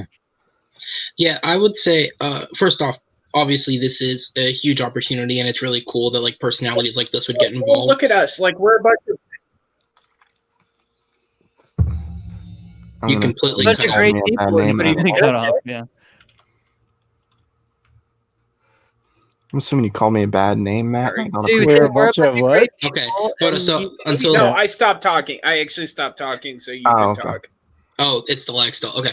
No, so what I was gonna say was, since this announcement happened, I always imagined that this match would happen this year, only because not only on a like promotional level, like you have Kevin Smith and Chris Jericho, two people from two totally different areas of entertainment that would bring a lot of potential crossover. But also, like, if the Schmodown is trying to act and play more like a sport, you wouldn't sign, if you're, I'm going to use a soccer reference because that's what I watch, you wouldn't sign Cristiano Ronaldo and Lionel Messi to a team and never play them for a season. Like, that's not how that works. If you get big pieces in, you get them in at least once. So, like, these teams go for these big signings. Of course, you're going to want to play them because that's just a waste of space on your team then versus someone smaller who could have played. Right. I feel like what Frank said would always be the safest bet. If it wasn't going to be something like the situation we're in now, it would have been an online thing. But when that announcement was made and everyone was talking about like when this match would happen, this is honestly what my head went to because I thought big marquee names, big marquee match. The Spectacular has always had a history of having these extra matches. There was the Commissioner Bowl, the Manager Bowl last year before Bateman surgery. I believe the match between Tom Kaiser and Emma that was in Orlando was supposed to be played at the Spectacular, and then they flipped it. I absolutely think they would have gotten a lot of eyes on the Schmodown had that extra match being played amongst the title matches at the Spectacular have been Kevin Smith versus Chris Jericho.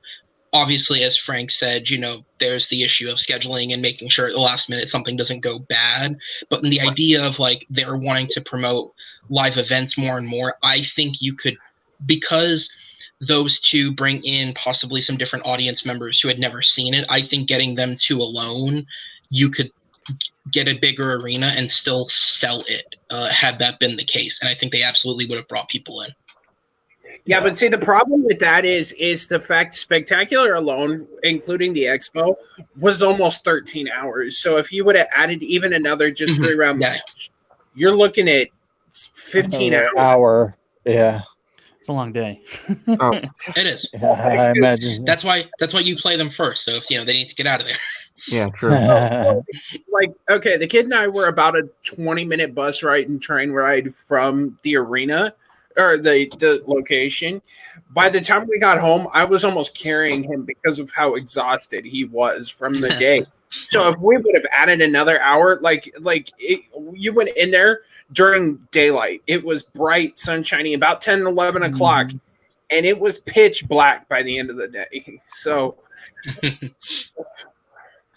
I consume too many alcoholic beverages at the Atlanta shows.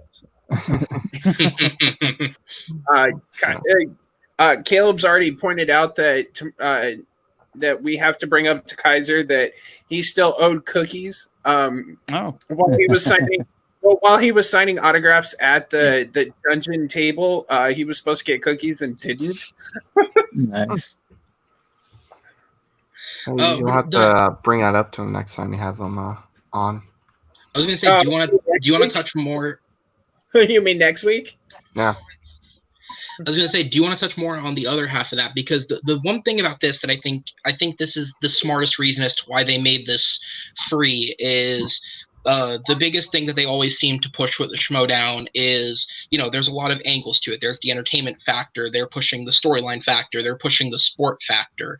And so to have this big, there's no undercard. These are two main card matches happening in the same event to make it free, to put it in a place where you can push and promote to other places. You obviously have the more entertainment side of getting to see Kevin Smith and Chris Jericho play, but then you have two players who have proven to be some of the better players. And say what you want about Guy, he is getting there. You can clearly see improvement from match to match, even in some of the losses with how he's playing.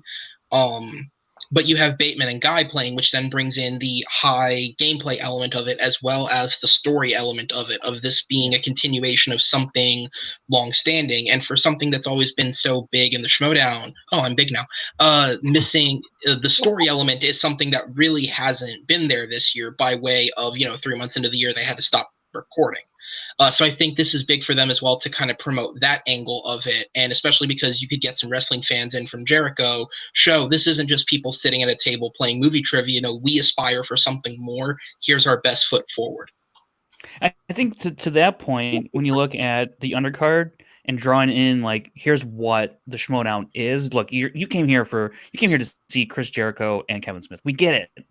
But before we get to that match, here's what the Schmodown is actually really all about. If you come on this ride, if you hop on this train, this is what you're in store for. You have Ben Bateman, who's one of the better players of the game, study-wise, strategy, all of that, players of the game that we've seen in the Schmodown.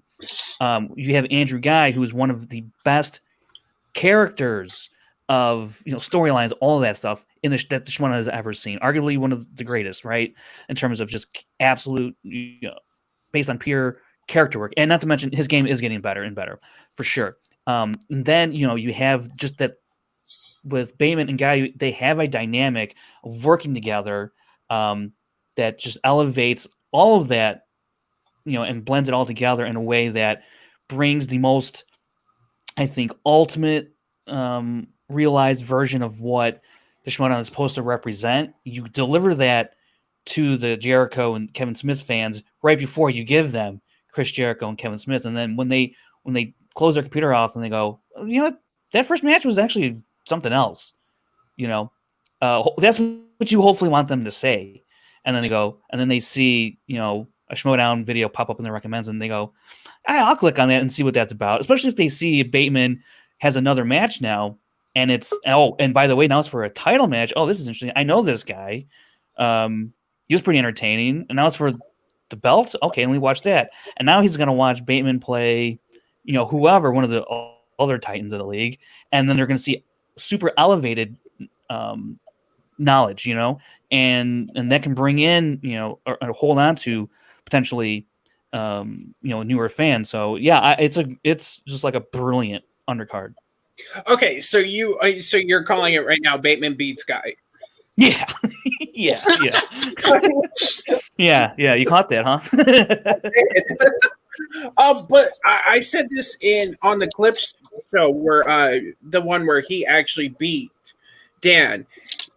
If Guy comes to play, he can do dangerous things. No, for sure. Like hit him with a chair. No, he put him through a table. Let's be real. You got to get your story right. All right, swing the chair back at him. That was the Finstock exchange. 5-on-1 is not. That's not fair. I can't hear you with that pity dick in your mouth. Now that's a different kind of 5-on-1, Nikki. Let's move on from that. God, man. God.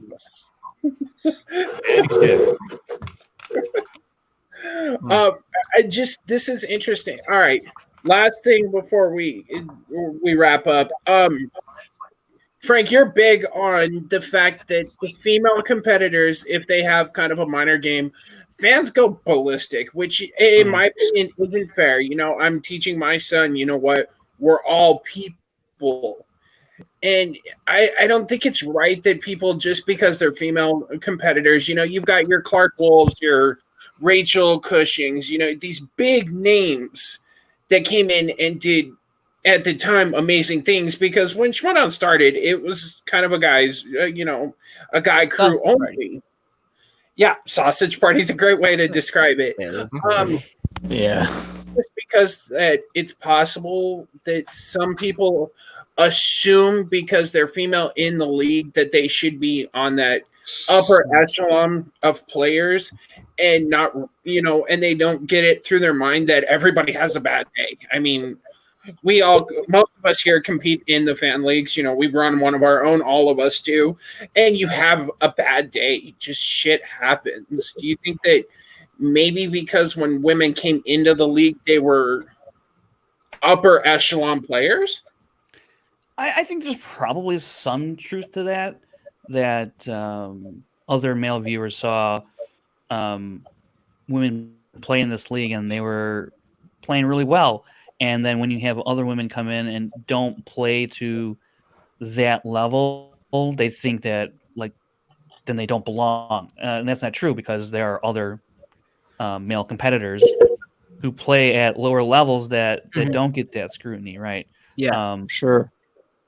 So, I mean, but I think Stacey Howard's an interesting player to look at, because she's not on the levels of what Clark and Rachel Cushing have done, or Mara Konopik, win titles, right?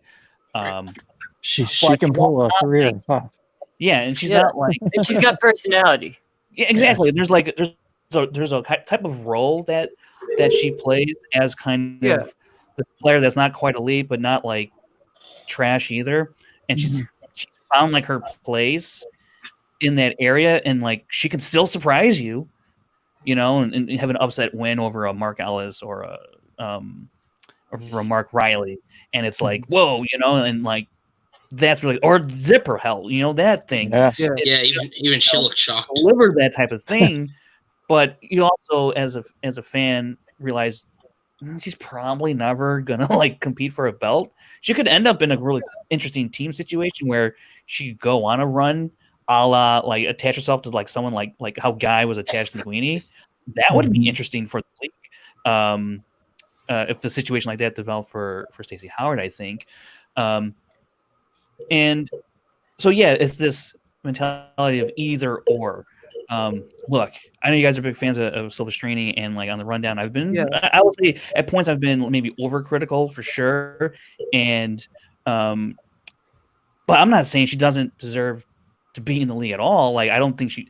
There was just, I tried to approach it again from the numbers aspect, and maybe wasn't too pinpoint on that aspect. So even myself, I have to do better, and remind myself to do better, as I think other fans out there who are who are seeing what's going on and want to be better. And I commend those people for recognizing it and realizing I'm not trying to be this way, but I'm understanding how it's now coming across. And we're not always going to be perfect, but we can strive for it. And hopefully we get to a better place each and every day. We get better and better and better. I will say, when Rachel, more specifically Rachel, I think more than really any female player, I was and am a huge Rachel fan. Cushing or still Cushing. Yeah, when she first came into the league, I just instantly gravitated towards Rachel Cushing, because she was not like everybody else in the league. She wasn't from the pundit space, she was behind the scenes person and editor. She wasn't, she just randomly showed up to the matches and was playing along, and Clark Wolf was like to Chris, put her in, and then she ended up teaming up with Ken Knapsack, and the rest is history.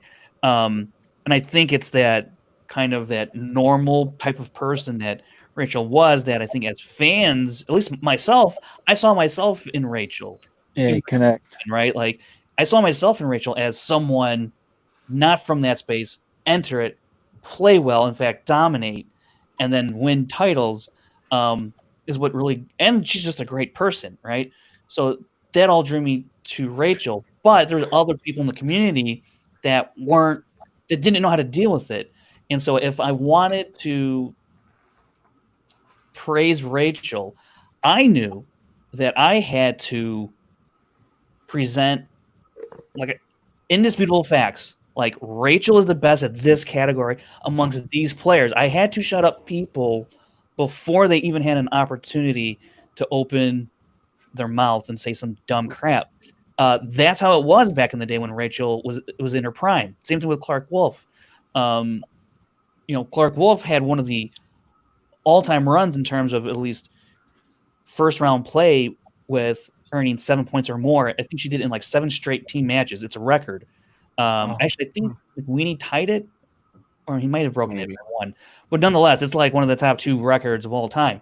Clark Wolf is a great player, but you have to. Anytime you wanted to talk about them, you had to present the facts to shut people up before they could, open their mouths. I felt like we can kind of get away from that a little bit, and I think that's kind of where I might have gotten in trouble with Silvestrini because I've been critical, but last time I didn't really use any of the numbers, and they came after me for not doing that, which was actually kind of okay. Wow, all right, you want the facts, Yeah, you want okay, all right. I got to do better with that, and I not just apply that to Rachel, but to apply it to everyone across the board. I don't even know if you do though, because I think we're in a culture right now where like if you're not impressed with somebody, people can misconstrue that as you hate them. Sure. Just because like you're not impressed. Sure. Because like that's kind of like how I feel about like a lot of not even just female competitors, just competitors overall in the Shimoda. It's like I'm not impressed. They're kind of just there, and then there's the top tier ones. Like the Mount Rushmore guys, but that's what I think is more what it is. That if you're not impressed with something, then people today, especially in like the movie fandom sphere, like if you're not impressed with the Rise of Skywalker, that means that you hated it. And like in a lot of cases, it's not true. They're just like they don't think it's the greatest thing ever. You're presenting stats like in an honest way. And I don't think people can like. I don't think people should get down on you because the numbers are a certain way. I mean, you're not making the numbers up. No, yeah, definitely not. And that's like part of the other thing. Whenever I make an argument about somebody and it's not like in the best light, it's tough because it's like I'm not. What am I supposed to say? I can't,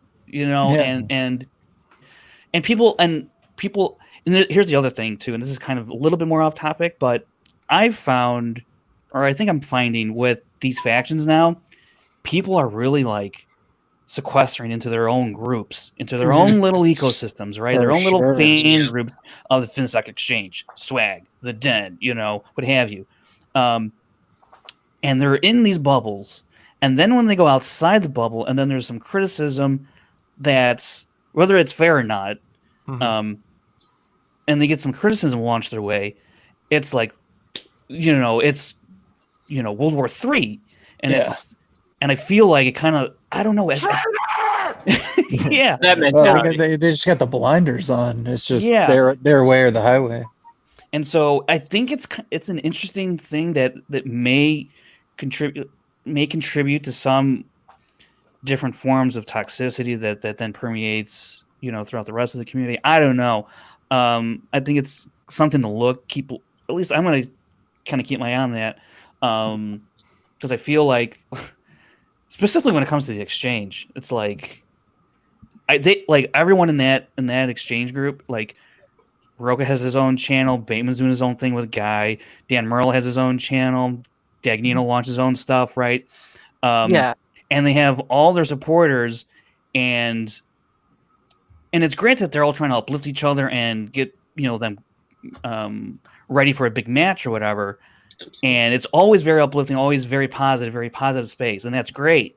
But then once something negative tries to comes near them, it's like it's an interesting reaction. I find whether it's from the players or their supporters, and it's like, well, you don't know what's actually going on, and it's like, okay, well, relax. This is, I don't, but this is my observation from where I'm standing. So it gets, I don't know. It's an interesting thing that I've noticed, but I don't know how to quite fully articulate it because it's still, I think, something evolving within the community, within the Schmodown. So and I think it's leading. So like you get hypercritical. So like it sounds like you're hypercritical about almost anyone now. And it gets more pinpointed. Bias. Like that's what I always say. Like numbers aren't biased, science isn't biased. Like yeah, it just There you go, is. yeah. Well, and the fascinating thing to that, though, was when the Action Civil War was happening, you had your divide and people were going at each other, but it was kind of more of a fun kind of, either you're on one side of the fence or the other. It wasn't, you're a blatant, like, you weren't hung or, put on trial because you were on one side or the other. I mean, so it's kind of, it's fascinating to see how that spawned into what it is now. Either you're on this side of the fence or you're the enemy. It's not, we're all together, but we can have our own favorite. So I like the evolution of it, but it does get toxic at times. For sure. Yeah. It's definitely more lines are drawn in the sand than ever before when you've got 9 different factions, and some are more fanatical than others in terms of their support, who they back. And that's good to a certain degree, for sure. And that's nice, to have that kind of support. But then there's some people that take that and it's like, you know what you're talking about. Yeah. And it's Or I for one just like the game. Like the faction stuff. I and I don't want to offend anybody by saying this. I usually skip past that and like I'll watch it with my dad. I'll skip past the story. We'll just watch it and see who can answer more questions. That's how I've always watched the Schmodown. And we get attached to different players that we see more. So it's just kind of how I've always seen it. The factions. I mean, it's more for them than I think it is for us. See, and I disagree with that because in my house when it's funny is, at one time, Caleb was dubbed the little traitor because of following Ben. I was following Guy, so forth and so on. But at Spectacular, I'm not going to be, afraid to admit that it was kind of bringing a tear to my eye to see Ben get what he wanted, and just to see everybody come together to see that he put the work in. And so I like the idea of the factions because, you get the people you're going to follow, you're going to get your thing. But because of the story and the storyline of what's behind it, it can attach to anybody, period. You go back to wrestling 2 years ago when Kofi Kingston went on the run to become WWE champion. That was kind of, organically run, just like with Ben's run. He gets hurt, his back goes out. You can see him in the last few when he runs the gauntlet. You can see he's pretty blitzed out of his mind, and he is in a lot of pain. Oh yeah, and then at Spectacular to have finally overcome the odds. So it's kind of one of those. I understand where people go, I'm here for just this or I'm here for that. I like the fact that it blends the two. It's like teams in NASCAR for me. Like teams in NASCAR, they're allied, they'll train together, they'll go to the garage. But when it comes down to the end of the day, when it comes down to the championship, when it comes down to the Daytona 500, those guys don't care about each other. They're going to be competing for the belt as hard as anybody else. They'll wreck you to win the title. So that's how I've always viewed it. And like teams in NASCAR, there are benefits to teams in NASCAR. But again, I think with that, I think it's more for the owners of the teams than it is for the competitors and the fans. But that's just how I feel about it. I'm glad that you have that experience with it, because Ben did fight hard for that. But if Ben was on a different faction, would he have done the same thing? Like, do you think the faction is what made that experience good, or was it Ben? I think it's all of the above. Well, that's great. I applaud your enjoyment, and I aspire to be more like you. That was so sweet, guys. I didn't Very know enlightening. how to pivot from it. I mean, this is what I mean. Like when I disagree about something, like I don't care. Like that's I know. great. It's great that you watch it that way. And Nikki, I was going to say, once your balls drop, you'll be old enough to understand. All right. So I was gonna say to get to an easier topic. Do you mind? I want to backpedal to a second to the conversation we were having about specifically like the women in Schmodown. And I think one of the things that hurts the women, but that also I think it does hurt other competitors as well. I think we're just seeing it the worst with women. Is people kind of setting their own expectation and then it not meeting it. It's like I'm gonna go.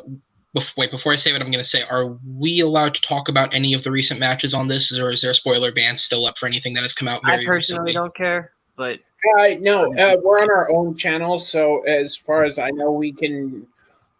Christian said as long as it's not directly related to it, it's fine.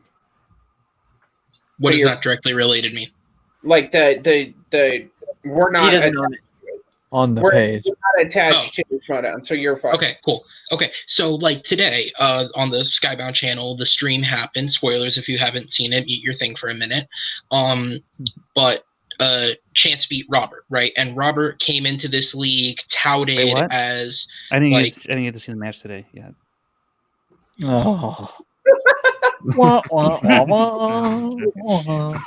was gonna say that would have gotten me way worse if we hadn't waited for you to come from a reaction. No, so obviously Chance beat Robert, right? And Robert came into the league touted as like the next great thing. He's like the messiah of inner geekdom. He's the only one that can beat Kevin Smets. And he lost. You know, his record now for the year will be 2-1.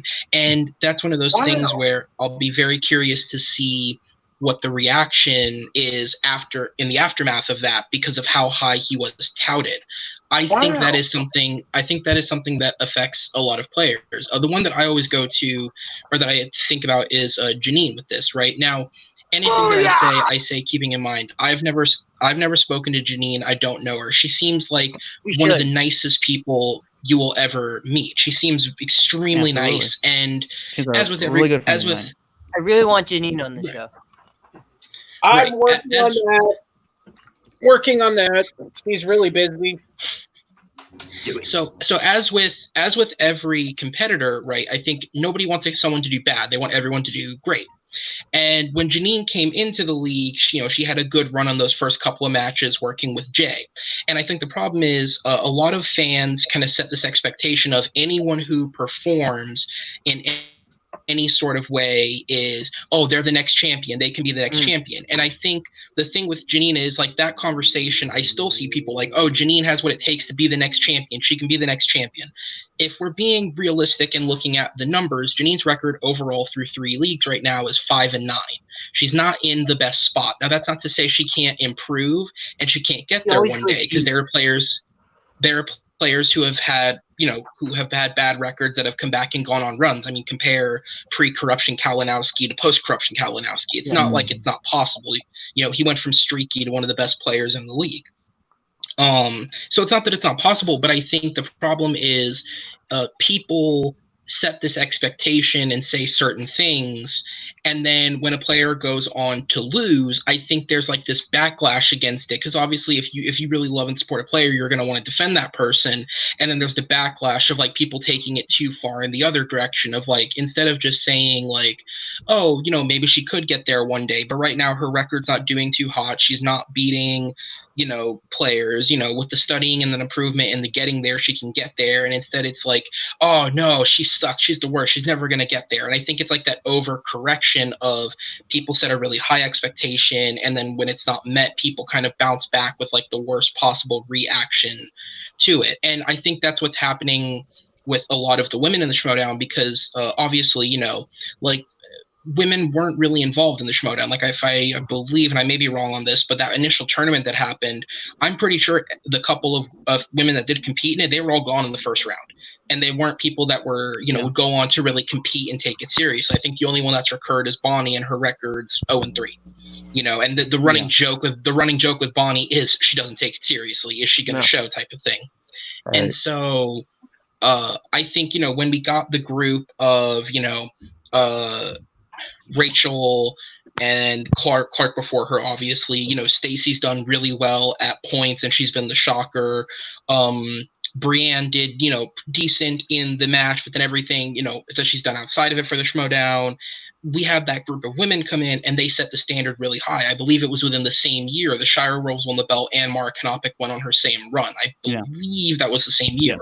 And so I think it's like anyone who came in around that time and has come in after, I think it's, the good intention of, people want to see women reach those heights. And it's not that like, oh, women can't. That'd be a terrible thing to say. But it's the idea of the group we have now with a lot of hard work and dedication, and I'm sure a lot of them are giving that, they can get there. And again, Janine seems like the nicest person in the world. I would want nothing more than for her to turn it around and go on this great run and start getting championships. I think if you get her... I think if you get her on a team, I think even if you put her back with Ethan Irwin, I think they could do a great run as an A player, B player situation like we've seen.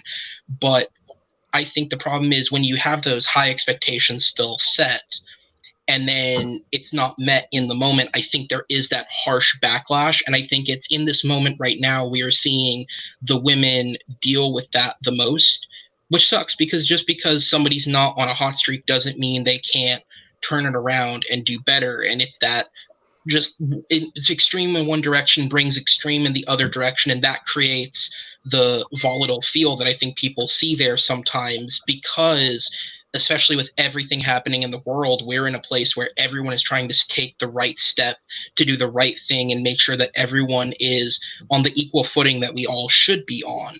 And so I think that's when those things start to happen within the group, the pages and whatever. I think that's kind of where part of that comes from. Right.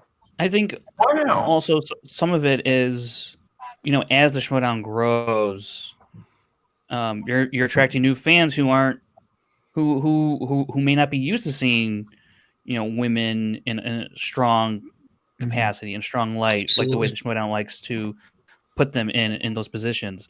So that's going to happen. The other thing I think to look at is when Clark and Rachel and Mara when she left. It was first Mara and then Rachel and Clark left. At that time, the league was in a transition phase right as Clark and Rachel were retiring in terms of where the play was going, what it was taking to make that next leap. Right. Where,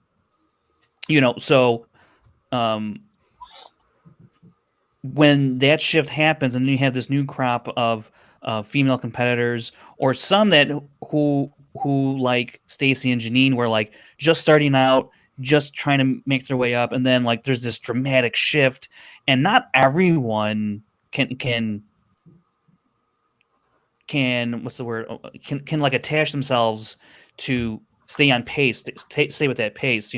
That's something that Rachel has talked about. Was like, man, there's a lot of that going on, and she has a full-time job as an editor. I know Janine has another full-time job. This isn't Stacy's livelihood, and it's difficult. If you're not like in the movie punditry space where like movies is your life and your livelihood, it's tough to like have to, watch 3-4 movies or whatever a week and what have you and do all that type of studying. Janine, I know, does that stuff. And I can't speak on Stacy's study habits or whatnot, even though I think she's been out there saying she doesn't study. I don't know if that's a joke or not, but that's been put out there. And I kind of believe it, actually, to tell you the truth. Harry's a big studier, right? Right. Well, I mean, like she's definitely watches a ton of movies every year. That's her job. Right.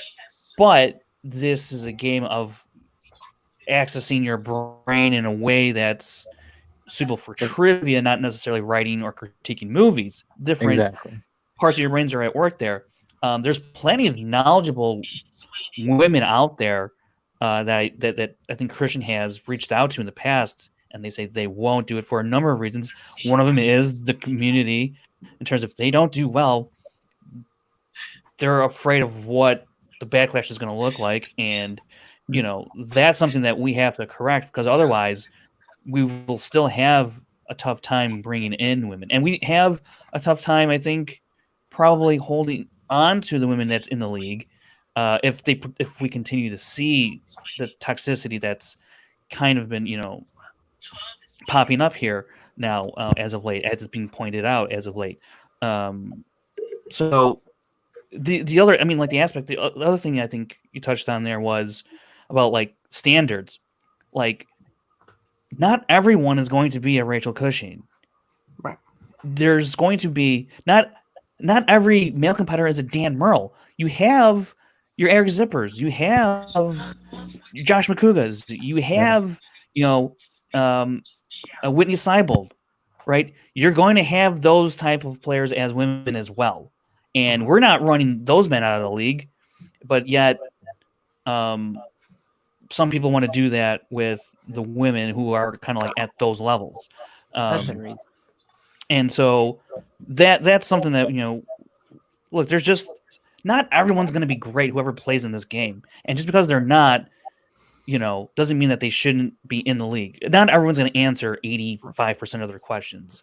That's just, do you really want to just see like Roca, Merle, Ethan Irwin, Bibiani just play all the time, the same people? No, you're going to have some variation. And I understand people don't really like change, and they grow attached to certain personalities and what have you. I don't know. There's just so much that goes into this. That could be a whole 220 show on its own. Yeah, exactly. I mean, you're just going to have to understand that, like in any other sport, there's not a bunch of freaking, I can't like LeBron. There's not a bunch of the NBA is not filled with LeBron James. There's not a LeBron James on every single team. You're going to have role players, and that's not, when you say that, that's not putting down anybody. That's just, part of filling out and forming a fully active league. So, and sometimes that's going to be either a woman or it's going to be a man. And as someone that analyzes matches, I put out a post, it's like, what we say can impact other fans and stuff. And I personally, just speaking for myself, just got to stay cognizant of that. Even if I don't think I have a far reach or whatnot, or a wide audience, it doesn't matter, because it only takes, one or two people, whoever, just listen to that, and they get that, and then they just decide to add a female player, and it's like, crazy. So, and I say that because like there's a lot of other fan shows that don't get a ton of views. They get some views, 50, 100 views, whatever, and by other standards, what have you, that's not a lot, right? Blah, blah, blah. Yeah, well, there could be like 10 of those 50 could be toxic as hell, and they decide to add, or go after whatever player. And it's like, your words actually, whether you're talking to 3 people or 300, like, because it's really like one person can really ruin someone's day. And it's when you get a negative comment, it can really stick with you. Even if that person is really insignificant, you look at that comment and you can, some people just really take it in, and it bothers them. And that's unfortunate, but we're all human, so it affects us like that. And so all of that, yeah, like I said, there's just so much that not even I can really properly articulate the way I wish I could. I just know that, man, we just have to be better. And it's some of it's like a societal thing. Some of it's, how you grew up, and all that stuff. And I get all those different types of the aspects that surround this. Yeah, I don't know, man. It's just, easiest way to put it is everybody has their spot on the card, whether it be towards the top, towards the bottom, what have you. Like, who cares where they're at? Just to have fun with it at the end of the day. Exactly. Right. I really don't know what else to say, guys. I think this is a great show. I covered about everything. Yeah, I had a list of stuff I wanted to cover, and so I guess we'll go around the horn and find out where everybody can be found on the interwebs. I guess we'll start since he's back again, Mr. Aaron. Where can people find you on the interwebs? You guys can follow me on Instagram at Aaron T. Knoll. Just wanted to say real quick, Frank, it was great to meet you. Keep doing what you and Brad are doing. I will admit this, I have to say something to make the guest hate me. As someone who's been viewing the Schmodown since the very first match that ever aired, I've only actually just recently started listening to the rundown because I've had the ability to add more podcasts, and you guys really do a great job. So keep it up. Continue doing what you're doing, and look, like, tough conversations will always need to happen, and sometimes things aren't always easy to break down as numbers are. But when we do need numbers breaking down, go to Frankie. Appreciate it, man. Thank you. Booyah. Appreciate it. Next we'll go to our Mandalorians. Where can we find you guys? Pop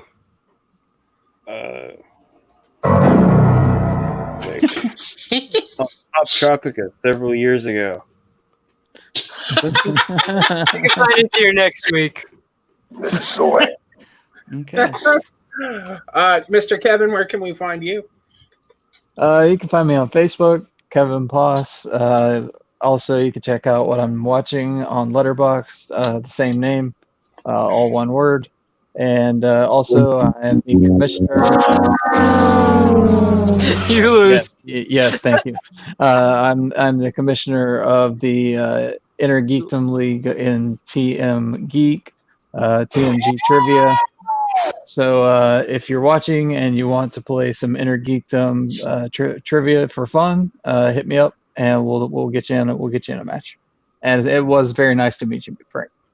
And Beer, Nice to meet you. You can find me nowhere but here, and occasionally at TMG Trivia, whenever I can. And of course, our esteemed guest, Mr. Frankie Numbaz. Where can people find you? Yes, you can find me every weekend on the Schmodown Rundown, MTS podcast feed, the Schmodown Entertainment Network. Subscribe to the new channel that we started up, the Trivia Schmodown Quick Clips channel, bunch of stuff from past Schmodowns and promos and clips, are going to be on that channel. It's going to be a lot of good stuff on there. So I'm working on it, and it's a labor of love, and it's a lot of fun. So go subscribe to that, because if we get to 10,000 subscribers on that channel, Christian said that we can release the Roka doc on that channel for everyone to see, because it's a Patreon exclusive right now, and it has been since we released it. I forget when, a while ago. And if we get to 10,000 subscribers on that channel, and last I looked, we are at like 5,700, I think. So we're like halfway there. I think we can get to 10. We'll see. Oh, yeah. So, and then you can find me on Twitter and Instagram at FrankieJ29. Also, I just started a letterbox too. Kevin, you brought it up. I forgot I even had one, or that I could promote it. I guess not that I have one, because I've been on there. I think it's FrankieJ29 as well, if you want to see what I'm watching. So, yeah. Alrighty, and you can find me every week right here hosting this, as well as Suplex City Chats Thursday nights at 10 o'clock Eastern, 7 Pacific, because I can get the kid to bed that time. Also, I am the co-head of Team MG and TMG Singles over at Titan Trivia, or Titan. Not Titan anymore. TMG Trivia. I thought it was TMG. Yeah, I thought it was Trivia Movie Guys. Shut up, all of you bastards. Raps or Jingles is the best. Yeah, and also right here on this channel, I am the Game Zone Commissioner. If you like to talk video games, table games, whatever, come talk to me, and I can allow you to yell at people. Next week, like we said earlier, we will have John Kaiser